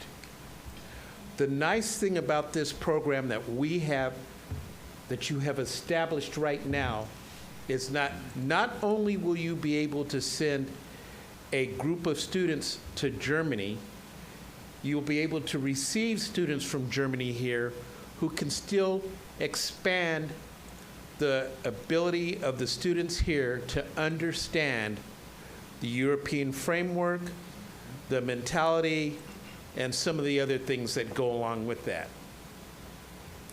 But there's an additional plus, because we're talking about they went on a 2-week stay, and then there was another 2-week stay. There is a program that is affiliated with what they did, which is called the German-American Academic Partnership. It is a U.S. State Department assisted and funded slightly program. Now, they don't give all the money for the students to go there, but part of the students that went there this year, part of their funds came from the GAP program. Now, there was some that paid for teachers, there was a little bit that paid for students. It wasn't the amount that pays for the full thing, but what you have to understand is if the State Department thinks that this is something good for students, then, and they put some money behind it, that means that overall in the U.S., as a community, it is something that we need to stand behind. Now, the plus that you're going to get behind this is also, Ian here is here for a year from Rottweil. You can send a student to Rottweil the same way for a year. Know the school that it's going to be at. You'll have an idea of what's going on in the participation. And the thing that the schools had to sign on to at the beginning was a cooperation agreement in which they would cooperate with one another to maintain a high level of education, cultural and otherwise. And that's what you saw in this program when it went forward this year. So, give me a just like I beat on Good him. try, I can beat on Lorenzo, you. but it's not going to work. So, what I believe you need to understand is that when you're looking for colleges for your kid, for the students to go to, if they have this in their background, they're going to get looked at more highly. If they've developed these skills that they learn on this, they're going to have a step ahead. And isn't that what education at this school is about? Giving your students a step ahead. So I applaud you for moving quickly to get this program done, because you did. You moved quickly, and once you guys said that you were gonna support it, it was 100%, and there was no questions asked on how to get it done. I want to commend you for that, but I want to challenge you to continue it. I want you to try to send a student overseas next year for a full year. You can probably do a couple. I, as a businessman in the community, will help support you in getting that done. And I'm sure there's others that we can find. Thank you. Thank you. Thank you. Thank you, Zoe. Thank you. Maybe Claudia could go there next year. Claudia. All right. That's good. Thank you. Can Ian say something? Yes. Guten Tag, V. Gates. Guten Tag. You guys have a very strong advocate there. As the German exchange student, I just want to say thank you to everybody here who made that possible, that I have such an awesome experience here. It was just a month till now, and it's going to be 11 more, and I'm really looking forward to that. And that month I spent here now, I spend in really, really good hospitality by my dad and my mom. And with a lot of friends I made through the German exchange. So the whole thing with the going away from home was not that bad because I knew people here. You all made that possible. You made that possible that I can stay here and stand here in front of you all, and thank you for that opportunity I now have. And I just wanted to say thank you. It's hot in here. You're all sweating. You're wearing suits. I know how that feels. So I'm just going to say thank you to everybody. Bitte and I hope schön. and look forward to see you all again. Thank you. All right. Is that American football or? American football. There we go. Just got to clarify. Thank you, sir. Choosing. All right. Next up is also a video. Mr. Dr. Benson, do you have a clicker for me? This one is water mitigation as well as STEM.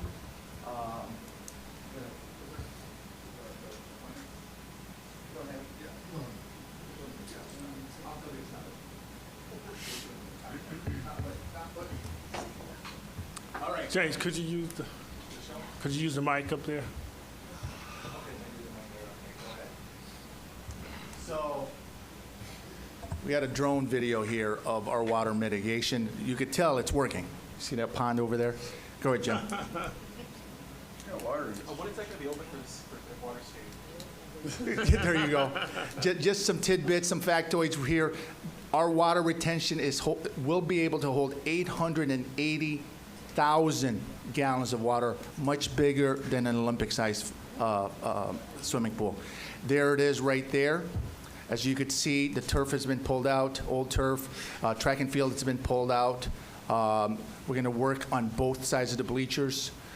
Coming up here is a drainage right underneath, so water will flow away from the field.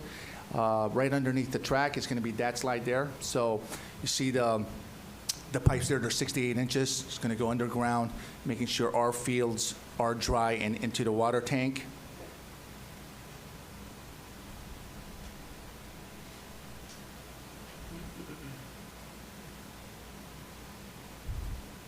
And there it is. Let's take a pause right there, Jim. It's from the stadium is 14 feet high.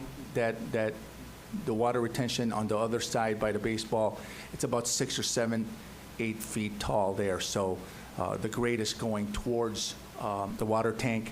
As you could also see, if you look at the front of the building, on the very top of the screen, there are also doing work on the side of the building. Thank you, Jim, as well as the front. So all that water is going to flow. Go ahead, Jim. Show them how it flows down that way. Okay, which will save our parking lot, our parkway, our walkway, and our fields. Play.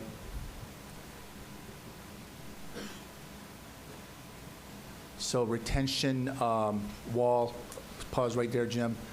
Visitor side, as you guys know, gravel falls there. We're going to put an end to that, as well as a retention wall on our walkway from the front of the building will also be built there, so it protects our walkway as well as our parking lots and building and the bones of the building. Let's stop real quick there. Bruce later on is going to talk about fences. Fences are important. We have already had a bid for the internal fences. All internal fences is when you watch the football game or things like that track, the internal fences are 4 feet tall. The external around the field is 6 feet. That's what Bruce is going to talk about. Okay. We need something consistent and modern. Bulldozers, busy work. We meet with these guys every week, so we feel real comfortable. We feel real good of where this is moving. We understand where the movement and where it's going. Stop right there real quick, Jim. As you could see, it's all, if you look at the water tank hole over there, it's pretty much all earth, right? Starting next week, they're going to start pouring concrete. Lots and lots of concrete, okay, to build that base. Go ahead, Jim.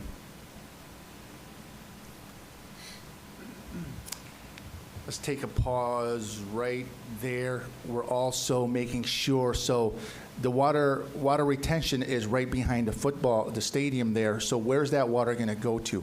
It's going to go underneath the railroad tracks and into Irving Park. They got a water system there that all of these extra water will flow into.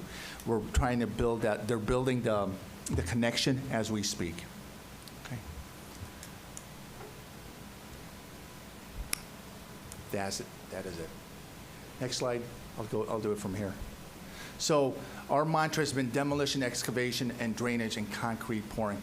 Right now, folks, we're really at concrete pouring. It's going to take 2 days of concrete pouring to complete this pouring job, so there it could catch the water and hold it there, like a retention pond. Keep going. Next slide. Okay, so here's what we have done. So fence building and site demolition has been completed. Track demolition work has been completed, as well as the track field. You've seen that there. Excavation around the perimeter of the field has also been completed. Excavation of the new storm detention system has begun north of the stadium and the concession stand. The tie-in, which are the pipes that's going to go from our water retention pond out there to Irving Park, starting to work there, and they will probably complete that in a couple weeks. Preparation work has begun in front of the building for the stormwater tie-in work. So we're trying to, the word tie-in is basically pipes underneath the ground from the front of the building to the water tank out of Fenton. Where when you say railroad tracks, where to the railroad tracks? Where's that location, Jim? If you could go back, let's see if we could find it. If there's a picture of the stadium. Right there, bottom. You can't see.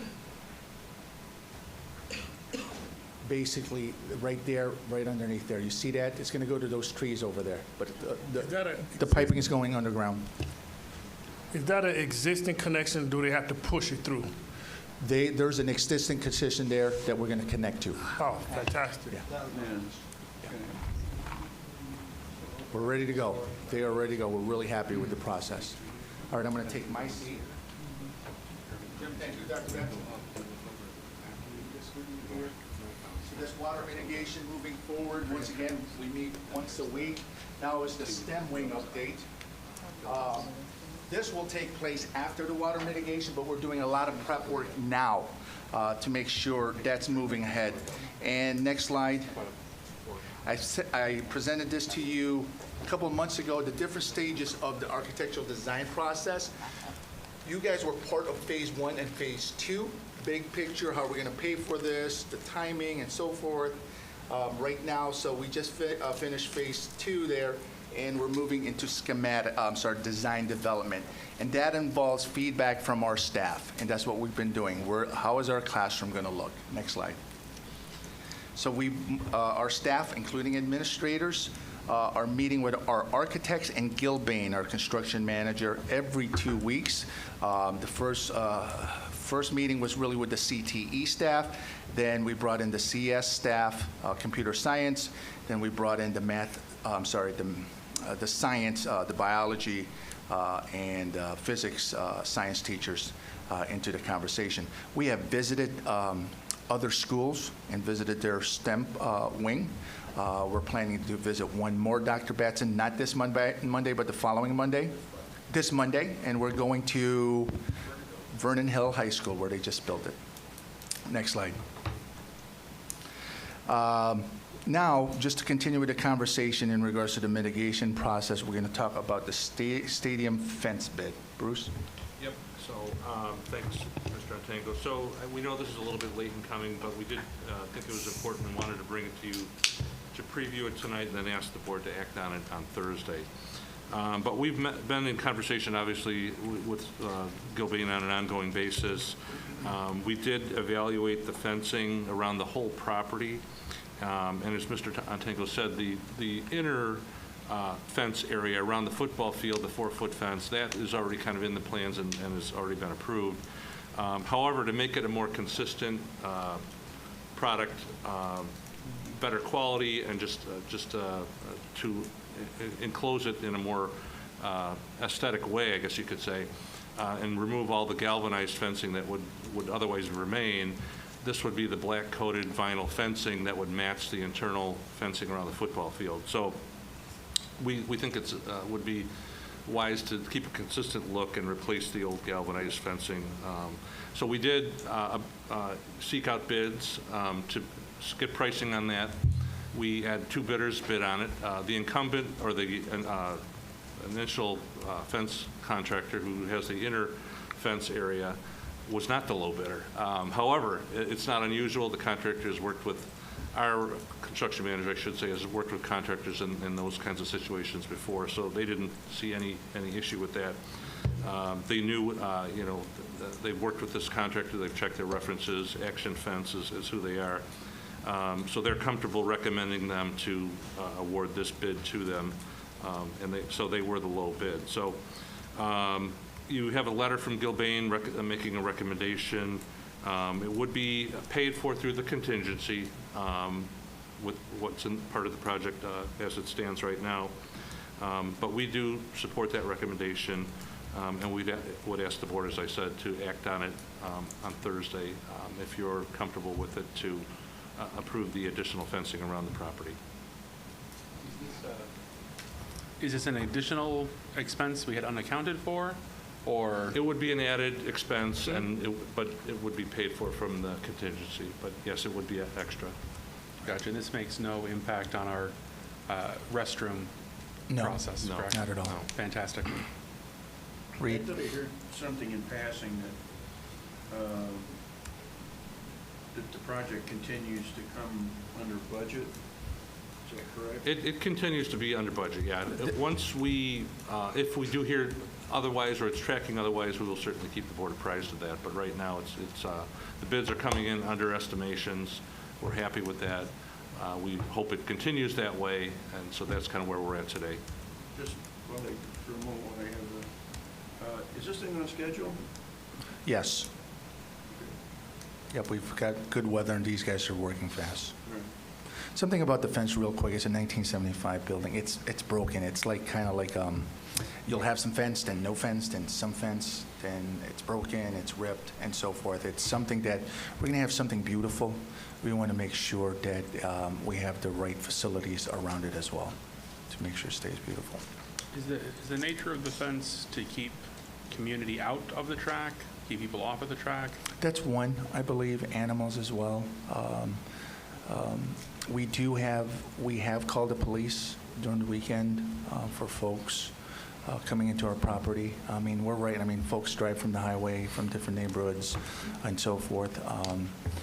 We've even had, a couple weeks ago, folks just running with their dogs while it says there's construction on there. So I think with the facilities, with the new facilities, as well as the concession stands and the technology inside, we want to make sure it's as safe as possible.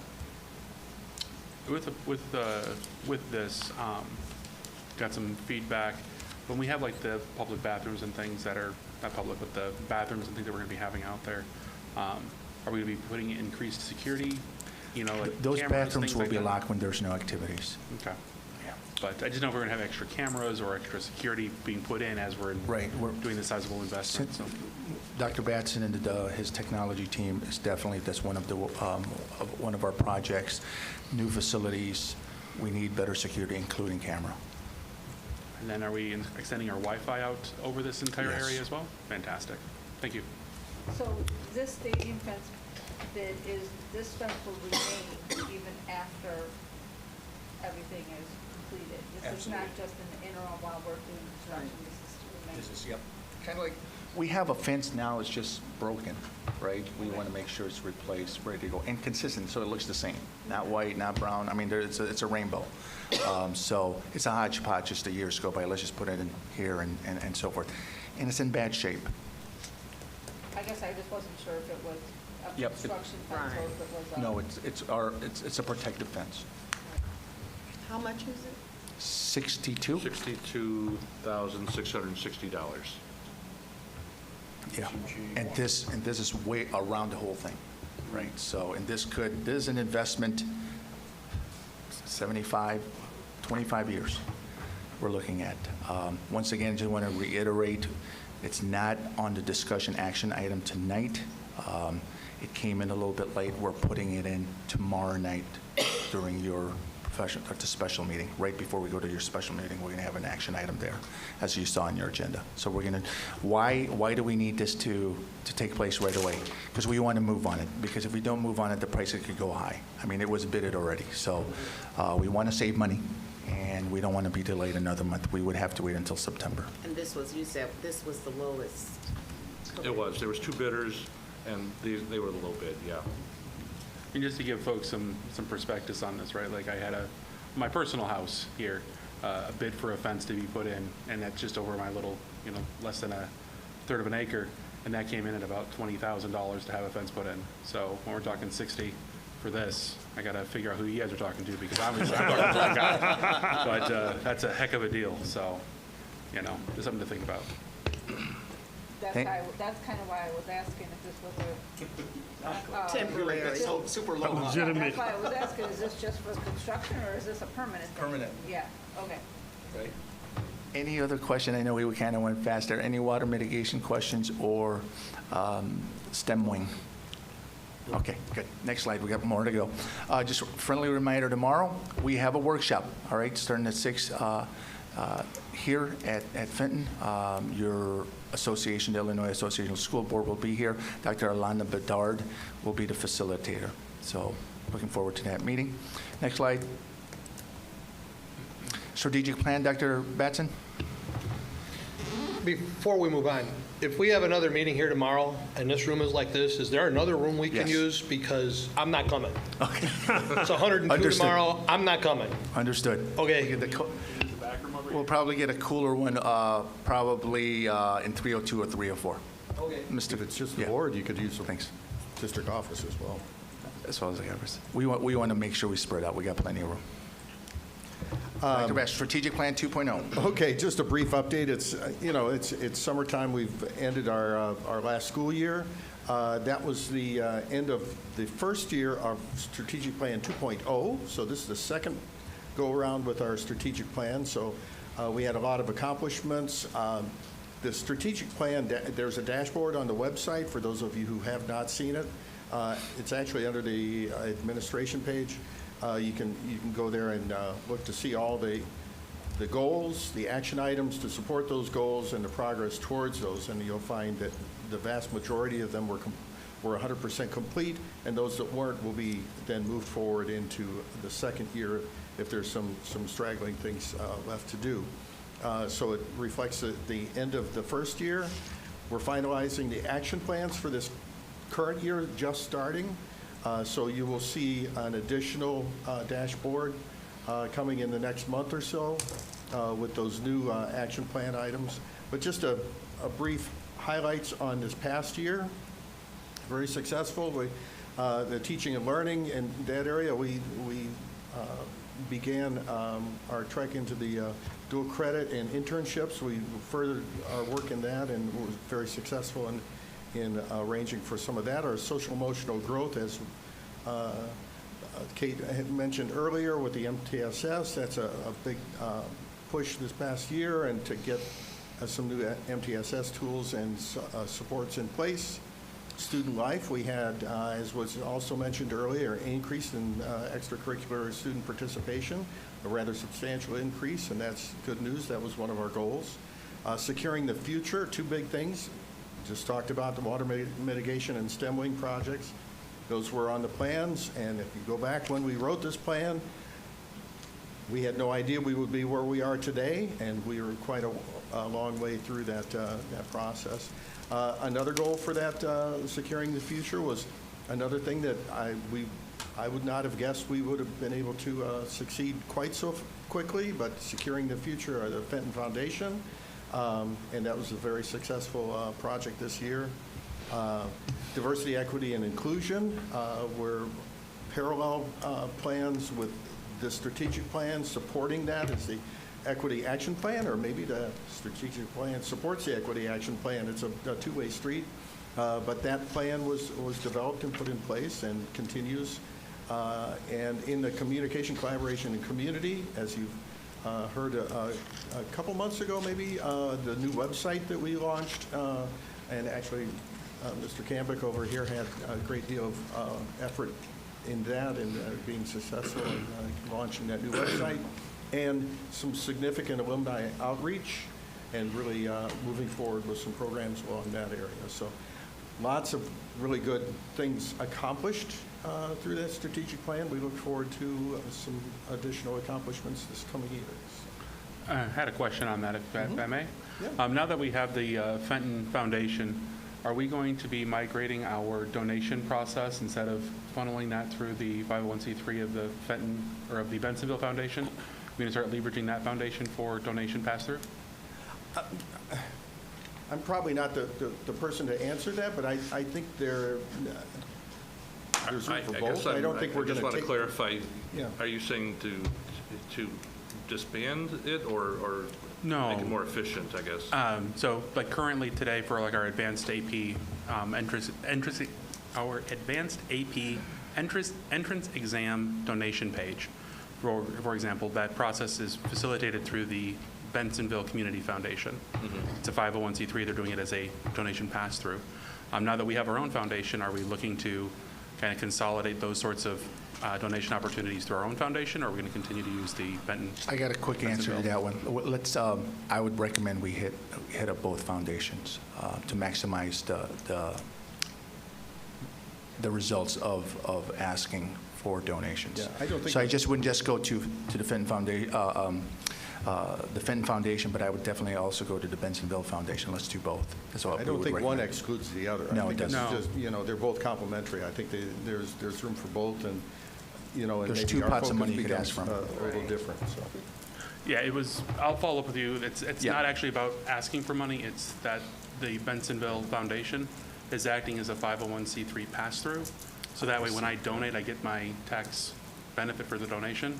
We still get the money here, but if we have our own foundation, does it make sense to stop directing to the Bensonville Community Foundation and start directing to our own for that pass-through? But we can talk more on this later. Apologies for the derailment. So the Bensonville Foundation has other sources of donations. So if we were to start trying to route them to us, people that they know and are familiar with may not realize or recognize that. So might as well have two sources, right? And if their contacts are leaning towards helping high school students, then we'll take it. We can always do both, like James said. Cool. Thank you. Thank you. This next one is just an invite to the board. I've sent this, I put this in your calendar. It's a Kaboom project with the Bensonville Park District. As you guys know, Kaboom is a national nonprofit organization trying to end place space inequity. So real quickly, we're going to build a playground. One of the Bensonville Park District playground in Arbor. It actually is in Wooddale. So a couple of us, Sam, myself, Bruce, and Jose, will put on our work clothes and swing a hammer for about an hour or two. If you would like to join, I know Reed is coming at about 11:30 to work a little bit and get some lunch. You'll be there. But it's a real great, a real gift, not only to the students that will play there, but it's a gift when you do good stuff, when you're giving back to the community. Once again, we're teaming up with Joe Velez and his team, another great idea. So mark the calendar, September 14th, 8 a.m. to 4 p.m. That doesn't mean you have to work from 8 a.m. We're going to probably work from 8 to 10:30. Kermesse, just put it on your radar. This is one of, I think, the best parent outreach we have at Fenton. I think it is the best. So Saturday, October 7th. It won't be here because of construction, so it'll be at White Pines. Folks that have been to White Pines, there's a nice white tent there. Okay, let's give them a hand. All right. Really excited about that. But once again, the founder of Kermesse is Leo. Leo, you want to say anything? Well, actually, it was in between us. We were talking with, probably you know that we were talking with James, and I invite James. I said, James, you want to share a taco? And he goes, where at? I said, well, I think a good place. And we start talking, and I bring it to the Kermesse. And as soon as he saw all the goodies around, says, hey, why we cannot bring it to Fenton? I said, listen, I've been dealing for years to bring that one to Fenton, and I was rejected many times. And this is the reason I bring you over here, and let's see that we can get it. Unfortunately, COVID, we were shut down 2 years, and, well, the rest is history. You know that this is going to be our third And little by little, this wheel is turning into a big wheel. And I hope that we can push together. And I see many opportunities. And I believe if we can work together with the teachers, they said that they are willing to work, and they push together, we can get it bigger and bigger and bigger. And, well, you hear from James that last year we collect some money, and the girls, you know, the one in orange, they keep asking. I have not a meeting, but, you know, they call me for a party and said, hey, we are ready for the next kermesse. When it's going to be? So I'm counting on you guys, and I believe we can make this happen this time. Thanks, Leo. All proceeds goes back to our students. That's the best part. Two more things for me. Next, revised February board meeting. So we're going to change the board meeting due to the COSBA conference that most of you will be attending. Our board meeting was scheduled February 21st. It's moving to February 28th, so folks could attend that conference. FOIA, NBC FOIA, it was about a book ban. They're requesting how many letters or requests we have received in regards to banning a book, a specific book. We have not received anything, so that has been resolved. That's it for me, President Lewis.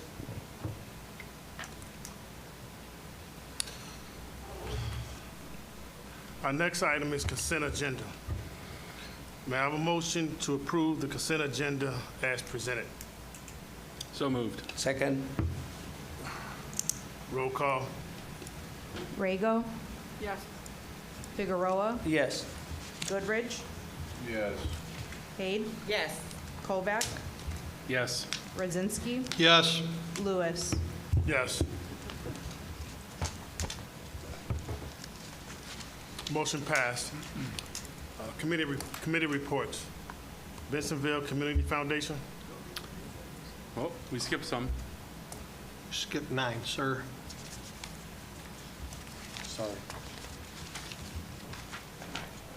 This is Discussion items. discussion items. Actually, James. Sure. First discussion item is the tentative budget. Mr. Martin. Okay, thank you. Are these discussion or action items? 'Cause Discussion action item. Both. So we are taking action? Yeah, we're gonna, yes. Thank you. The 23-24 budget, excuse me, a tentative budget is presented to the board for review and further discussion. It is in tentative form, obviously, and it will reflect some additional changes when we bring the final budget to you in September 27th. So the next steps, or tonight's step is August 23rd. Obviously, tentative budget is presented for discussion, and then after that, it'll be, thanks, Jim.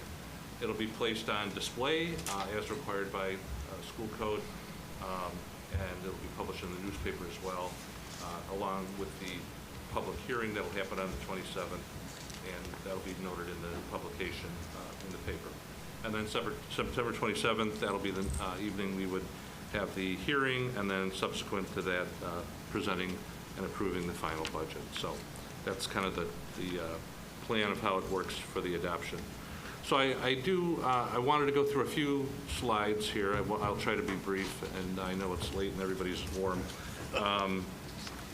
But I did want to start and review kind of how the budget's put together and developed. So here's the legal requirements. I kind of mentioned this a little bit. The public, available to the public 30 days prior to adoption. The public hearing will be in the newspaper. You have to adopt it by September 30th rather. Our board meeting is the 27th, and then we submit to the State Board of Education after that.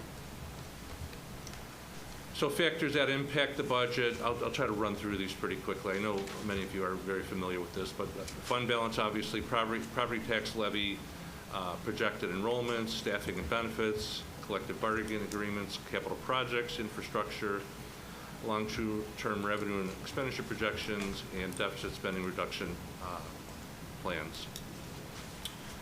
We do operate and maintain 8 funds. Bolded ones there, the Ed Fund, the Operations and Maintenance, Transportation, Municipal, Retirement, and Working Cash are what we consider our operating funds. and debt service, capital projects, and life safety are what we call non-operating or special purpose funds.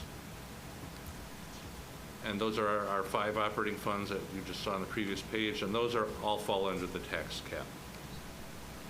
Our sources of revenue, property taxes, our corporate personal property replacement taxes, student fees and other fees, interest on investments, our state sources, our evidence-based funding, EBF, formerly general state aid, mandated categorical payments, that's our transportation state aid and some other smaller grants. Federal sources are Title I, II, and III grants, IDEA grants, Perkins, ESSER 2 and 3. We had a 1 last year and the year before, but that money has been spent, so we have ESSER 2 and 3 in this year's budget. We'll talk about that a little bit later on. And then the National School Lunch Program. Those are our federal sources. The types of expenditures that we have, instructional programs for all of our teachers would fall under that arena, core classes and whatnot. Support services and administration, so our social workers, our psychologists, our counselors, district administration, building administration would fall under that category. Operations and maintenance, all the plant operations, facility maintenance, utilities, that type of thing would be under there. Technology is part of the ed fund. Jim Batson's budget, Chromebooks, technology infrastructure. Transportation, we have a separate transportation fund. We levy and budget for that fund. Capital projects, that's going to be a big one this year, folks. We'll go through that in just a few minutes. And then our debt service, where we pay our bonded debt. The various objects, and this is kind of Illinois State Board of Education budget speak of how we classify the categories. Salaries, employee benefits, purchase services, supplies, and materials, capital outlay dues, fees, and other, and then tuition. So the initiatives, we just talked about the strategic plan. Dr. Benson talked about that. There's funding that has to support those initiatives. Our capital building improvements, our technology upgrades this year. We have some bigger projects happening that'll be primarily E-rate funded, so the federal grant monies will offset those costs. We have some bus purchases and leases that are happening, and our ESSER supports. So some of the key budget drivers for this year: property taxes are up 2.1%, local revenue just over that. CPPRT, we're going to see a big dip there. That's from the Illinois Department of Revenue, a 29% decrease. We have received for the past couple of years about $1 million more than what we typically have received. The state's been very generous with that, but this year we're told we're going to get a $1.2 million decrease, and that'll affect the Ed Fund and IMRF is where those monies are accounted for. Yes, ma'am. What's the That's the corporate personal property replacement taxes. Those, yeah, that's what that is, and that comes from the state. Evidence-based funding, held flat, that's the state funding source. Other state aid, this is going to be primarily our transportation aid that is gone up because we've transported and traveled more miles. So that's based on our latest claim. And then our federal sources are projected to go down 3.2%, primarily because we're reduced title grants. The ESSER funds are going down just because we've been spending those down. So overall, operating fund revenues are projected to decrease slightly by 1.3%. And then our expenditures, and this is overall in our operating funds again, so just focusing on that arena. Salaries up 4.8%, benefits 12.9%. Purchase services 14.8%, supplies 19.2%, equipment 70%. That seems like a lot, but it's not a real big budget. Tuition 15.2%. So we're projecting operating fund expenditures to go up 10.9%. Some of the ESSER initiatives, again, this is the last year we'll have these funds, so we continue to utilize those funds towards learning loss and with an emphasis in SEL areas as well. Our MTSS, multi-tiered system of support coordinator, we're offsetting some salaries on the director of post-secondary and the assistant principal with ESSER's monies. The SEL counselor, that's a 1.0 FTE, social worker a 0.5. learning lab, the equivalent of about 2.0 FTEs, and HVAC improvements. So the ESSER budget is about $554,000 this year. That's across the Ed Fund and operations and maintenance, and it's projected to go down about 11.7%. It was 650,000, I think, last year, roughly, over 600,000. So when we look at it as a whole, operating fund revenues in the blue across the top line there, the local sources are that 33,109,394. The state sources 2,553,682. Federal sources 1,869,061 for a total of 37,524,037. And that's that basically a flat adjustment to state, federal, and local sources across the operating funds. The expenditures in the operating funds, again, the blue line across the top, salaries are that $21.3 million. Benefits are $4.6 million. I think that says, I can't read my screen there. Purchase services, $3,650,000.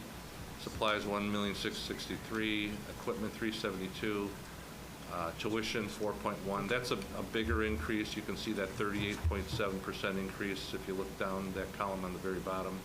That's kind of driven by a twofold. We had a big increase in TCD student enrollment, 23 students, and expansion of our NEDSEC operations with an additional classroom here, supporting those students for a growing program. And then our non-cap expenses are at $146,705. So overall, it's the operating fund expenditures across all those 5 funds are $36,052,909, and that's about a 10.9% increase. Yes, sir. Yeah, some of this stuff is new to me. Supplies, stuff, close enough where I can figure that out. Equipment is what? That would be like capital pieces, a lawnmower, for example, or major technology. Well, what's worth $150,000? Well, it's a variety of things across all different funds. It's purchases out of the Ed Fund, the operations and maintenance, and transportation. All right. That's just, I don't want to. So buses would come out of that as well. Buses would be part of that increase. All right. And tuition dues and fees, you have like 25 words or less to help me understand that? Yeah, tuition would be outside placements for students and our NEDSEC program. So students that can't be served within our district are placed at You farm it out.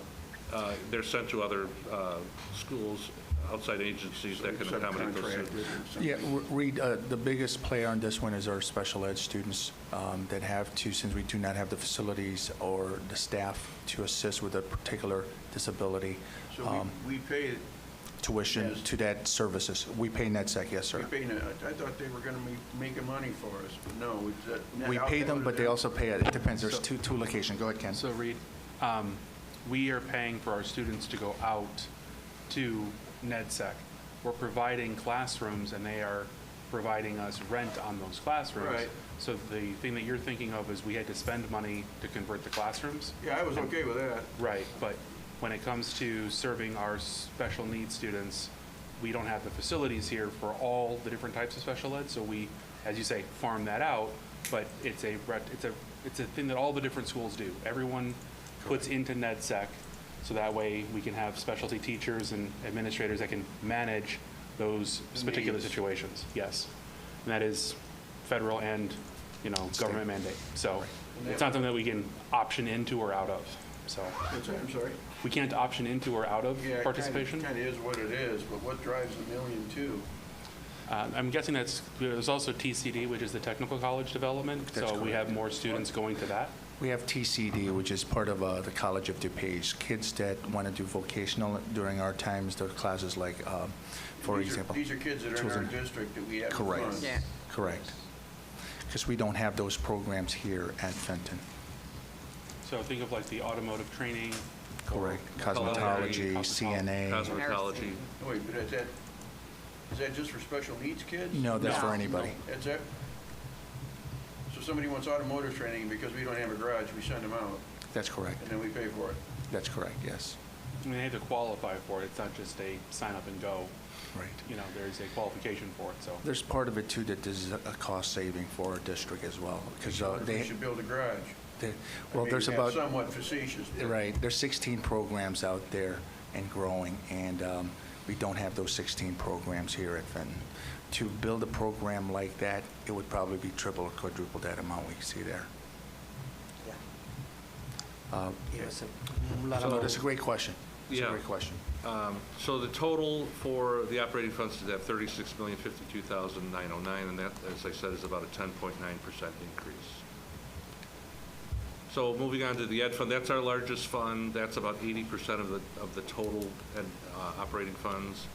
The budget is at $27,745,525, followed by the state, federal, for a total of $31,529,839, and that's a slight decrease in revenues of 1.1%.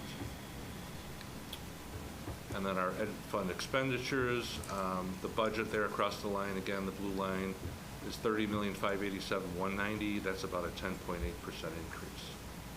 So, and you'll see further on in the slides that you know, revenues are flat or declining slightly, expenditures are going up, but we're still going to end with a balanced budget in the ed fund. What's your... Go back one, Jim. One more?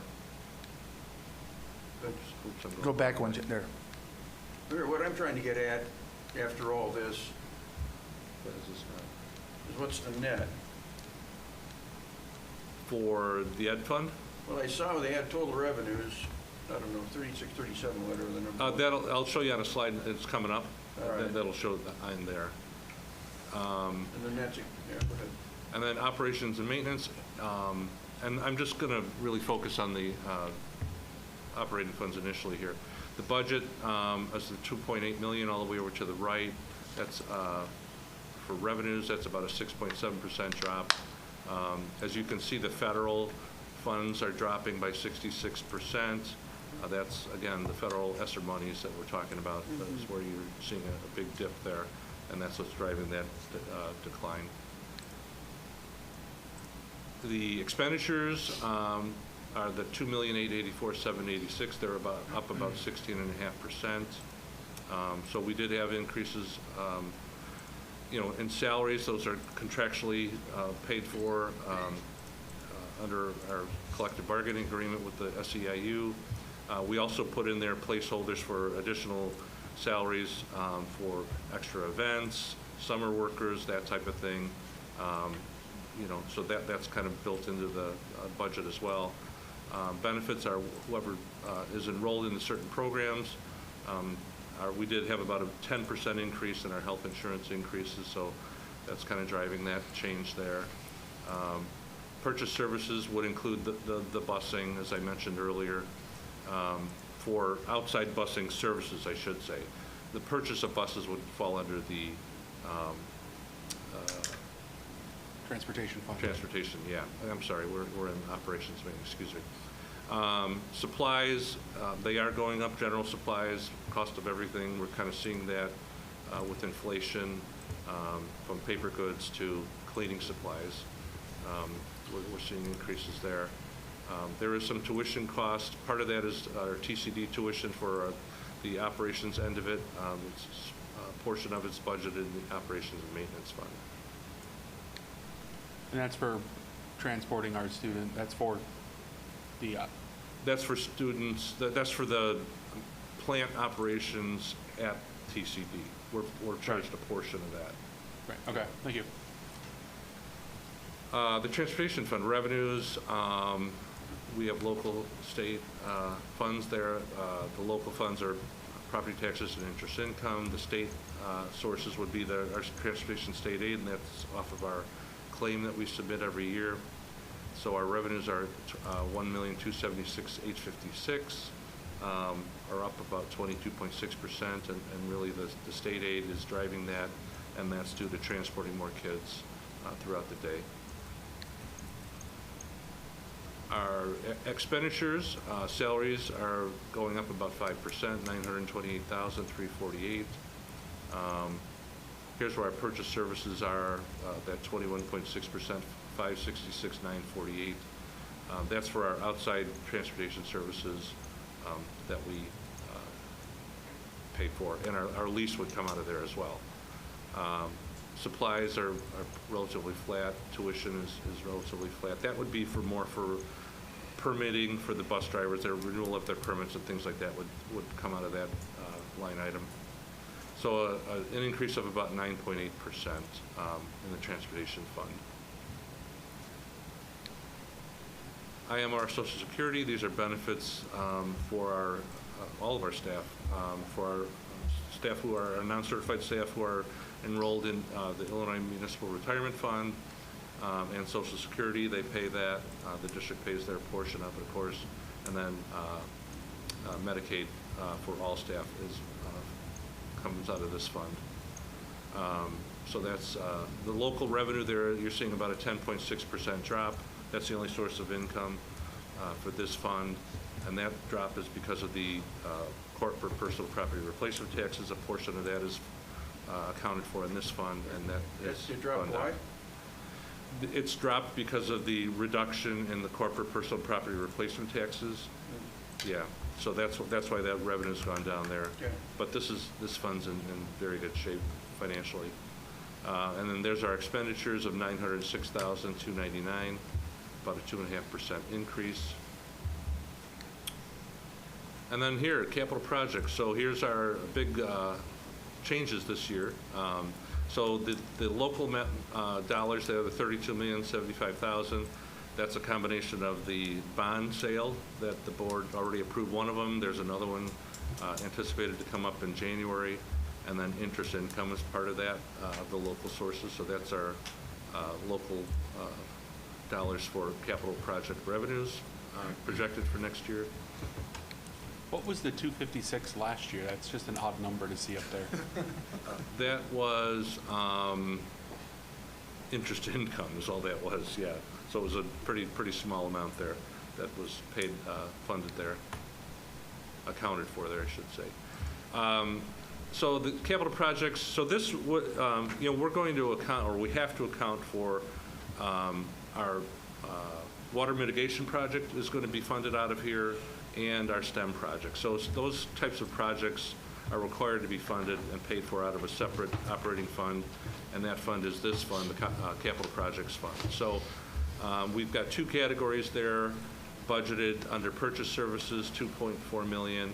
That basically would be paying for architectural fees and services, and then the equipment capital line item there, the $7,469,000, that would be for the contractors that are actually performing and building the building and performing the work for the water mitigation pit that we saw earlier and this anticipated STEM wing. So next year we're projecting, and this is based on cash flow needs from those two entities, the architect and Gilbane, of the $9,876,664. So that's the projection at this point for capital projects for next year. And then, Reed, I think this is what the bottom line here across the funds. Each fund is listed here in the left column all the way down from the Ed Fund, and these are just the working or operating funds on this page, all the way down to working cash. We've got their beginning fund balances, the added revenues, the expenditures projected. We are showing under working cash, the second row from the bottom, if you look under expenditures, we're showing a transfer, an expenditure of $400,000, and we're recommending a transfer from that fund into transportation because that fund is struggling a bit. The state aid just doesn't keep up with the expenses that are occurring there. So we would, right now it's in there, we would present that in the final budget as well, and then the board would approve that via a resolution at a later date. But that's where we're at kind of with the transportation fund and working cash exchange there. So total ending funding balance of $27,714,374, the bottom right there, all the way on the ending column. And then the Non-operating funds, as we said, that we have the debt service, life safety, we really don't do anything with that fund, and then capital projects. So the subtotal for those three areas, all the way over the estimated ending balance of $32,072,539, and that's based on the revenues that we spoke about and the expenditures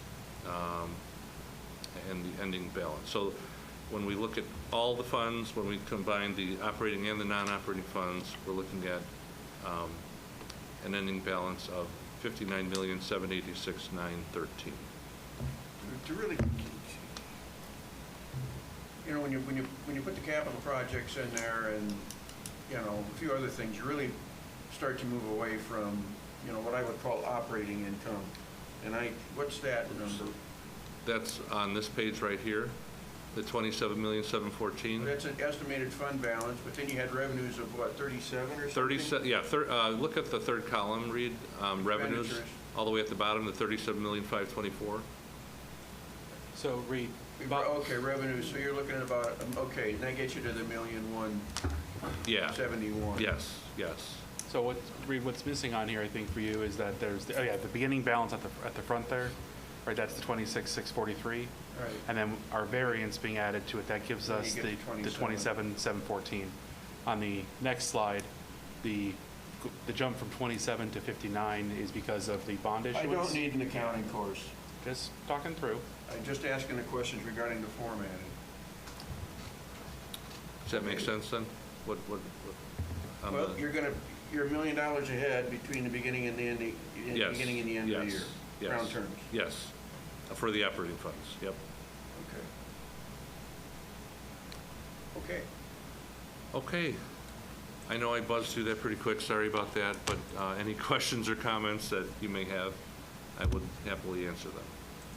Thank you. The estimated costs for the negotiations coming to completion is included in this budget? There's a placeholder in there right now. Depending on whatever that final agreement is, there may have to be a final adjustment to it. Okay. How are we handling that with the budget approval? Are we approving it with that potential variance, or?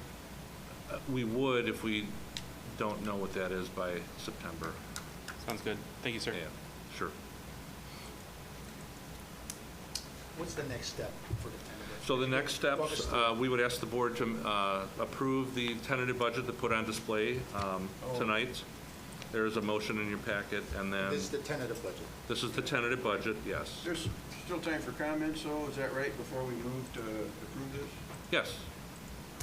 Okay, I would like to add one item.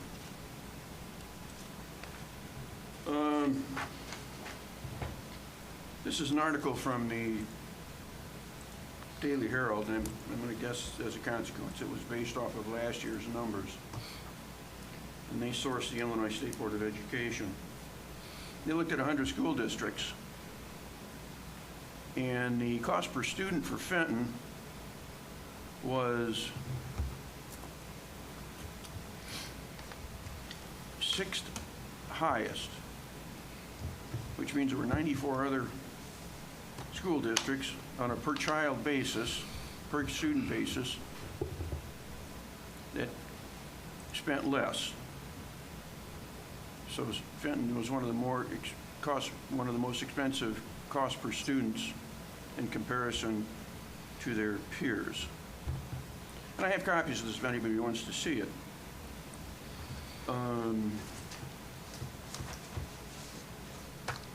Then in glancing through some of the expenses tonight, P-cards and checks cut, it looks like I would hope somebody would look for some opportunity to see if there are places where things could be done perhaps, more efficiently. So, I realize some things are going up, but my concern is some things are being, perhaps aren't getting the kind of look that would be beneficial to perhaps save a few dollars in the larger scheme of things.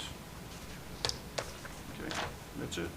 It's a great comment. If I could just, and this is just to let you know, Reed, what we try to do. One way we combat and generate new revenues is for grants, right? Right. For example, we're applying for this $3 million grant for the tri-districts.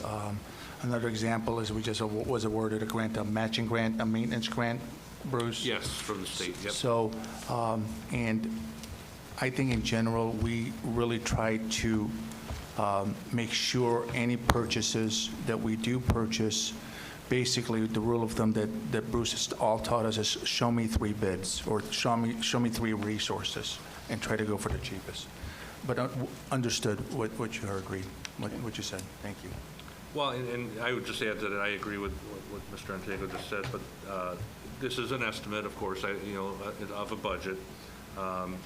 I can't make a guarantee, but we have been fortunate to come in under budget on the expense side for the past probably 4 or 5 years. So there is some contingency in there. There has to be for unanticipated expenses that may happen, and equipment breaks down or a pipe burst. Heaven forbid that happens, but those types of things occur. So there are some contingencies in there.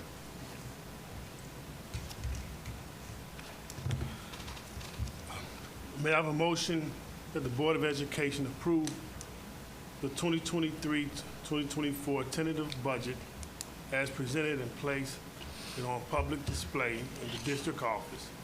It is further recommended that the board schedule a public hearing at 7 p.m. during regularly scheduled meeting on Wednesday, September 27, 2023, prior to adoption of the final budget. So moved. Second. Roll call. Rago. Figueroa. Yes. Goodrich. No. Page. Yes. Kovac. Emphatic yes. Radzinski. Yes. Lewis. Yes. Motion passed. This next item is the DuPage County IGA Mutual Aid. It is what it is. Next slide.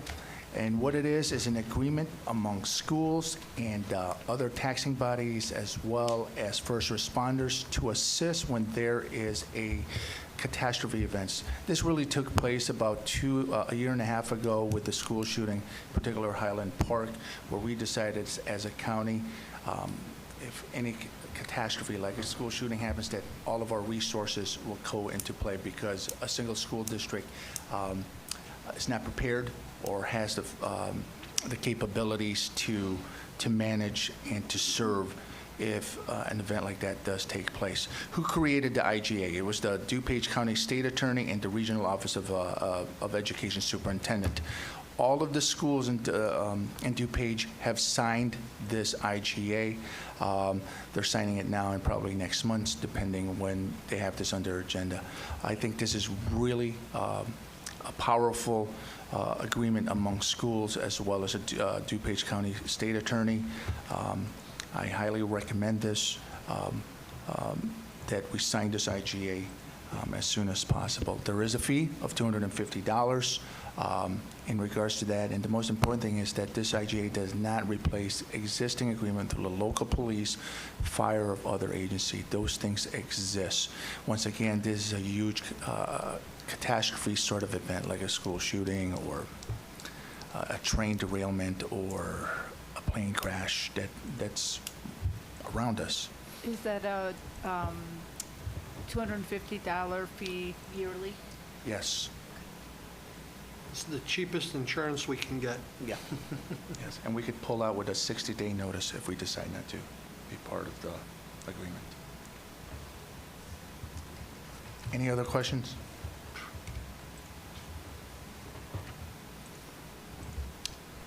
If none, may I have a motion that the Board of Education approve the intergovernmental cooperation agreement for mutual assistance in response to crisis in the public schools of DuPage County, substantially in the form presented by the superintendent, and to authorize the president and secretary to sign the agreement. So moved. Second. Roll call. Rago, Yes. Haid, Yes. Kovac, Yes. Radzinski, Yes. Figueroa, Yes. Goodrich, Yes. Lewis. Yes. Motion passed.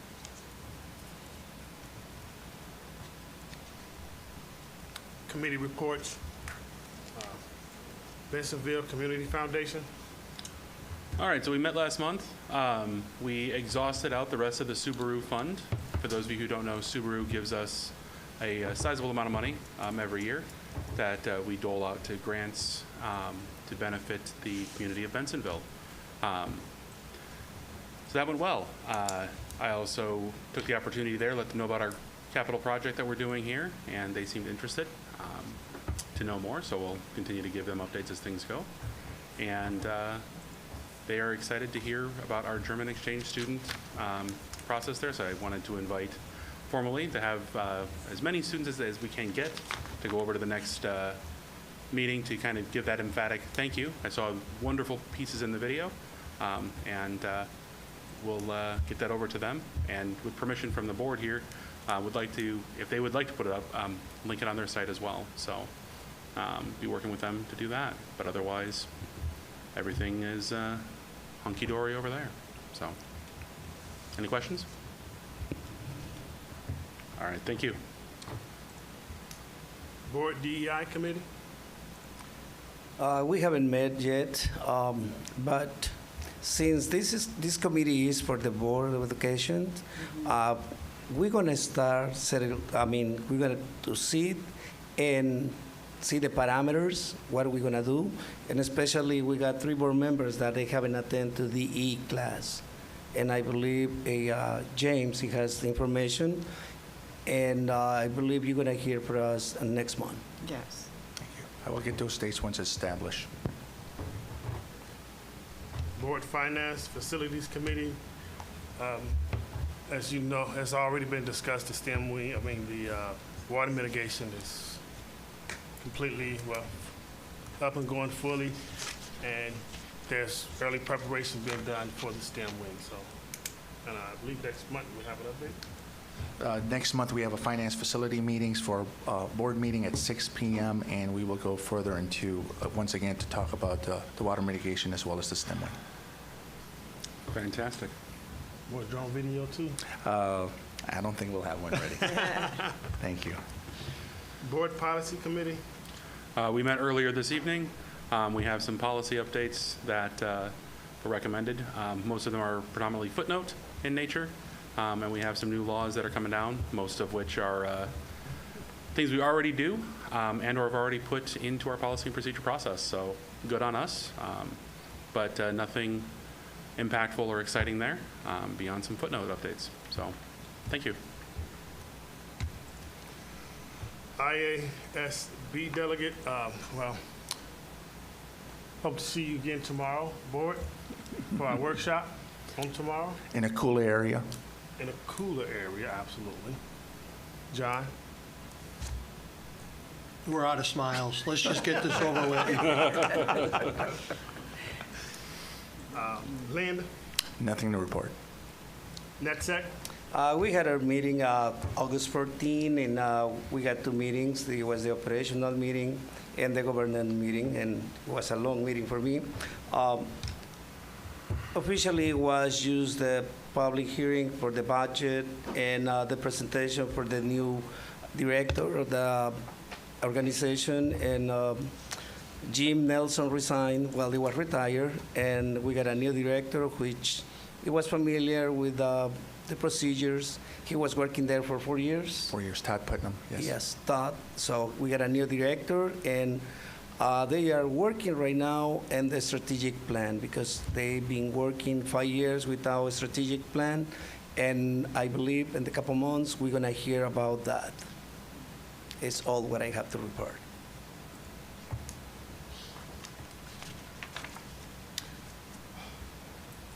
Our next board meeting is Wednesday, September 27th, 2023 at 7 p.m. Prior to then, we have a Finance and Facility Committee meeting at 6 p.m. Question.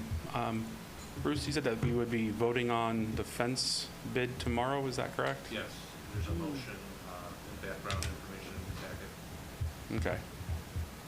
Thank you. May I have a motion and a second to go into closed session for the following? Article 5, Illinois CS 122C1. The appointment, employment, compensation, discipline, performance, or dismissal of specific employees of Fenton School District 100. 5 Illinois CS 122C2, collective negotiating matters between the public body and its employees or their representatives or deliberations concerning salary schedules for one or more classes of employees. Section 2065 Illinois CS 122C21, discussion of minutes of meetings lawfully closed under the Open Meetings Act, whether for the purposes of approval by the body of the minutes or semi-annual review of the minutes as mandated. 5 Illinois SCS 122C9, student disciplinary cases. So moved. Second. Roll call. Rego? Yes. Kovac? Yes. Radzinski? Yes. Figueroa? Yes. Goodrich? Yes. Cade? Yes. Lewis? Yes. Let's take a 5-minute break.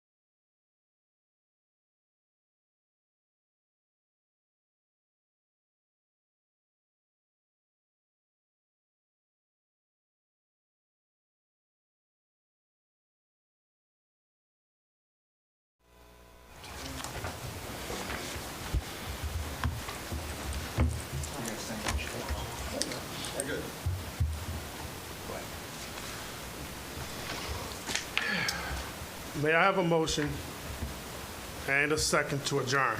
So moved. Second. Roll call. Rego, Yes.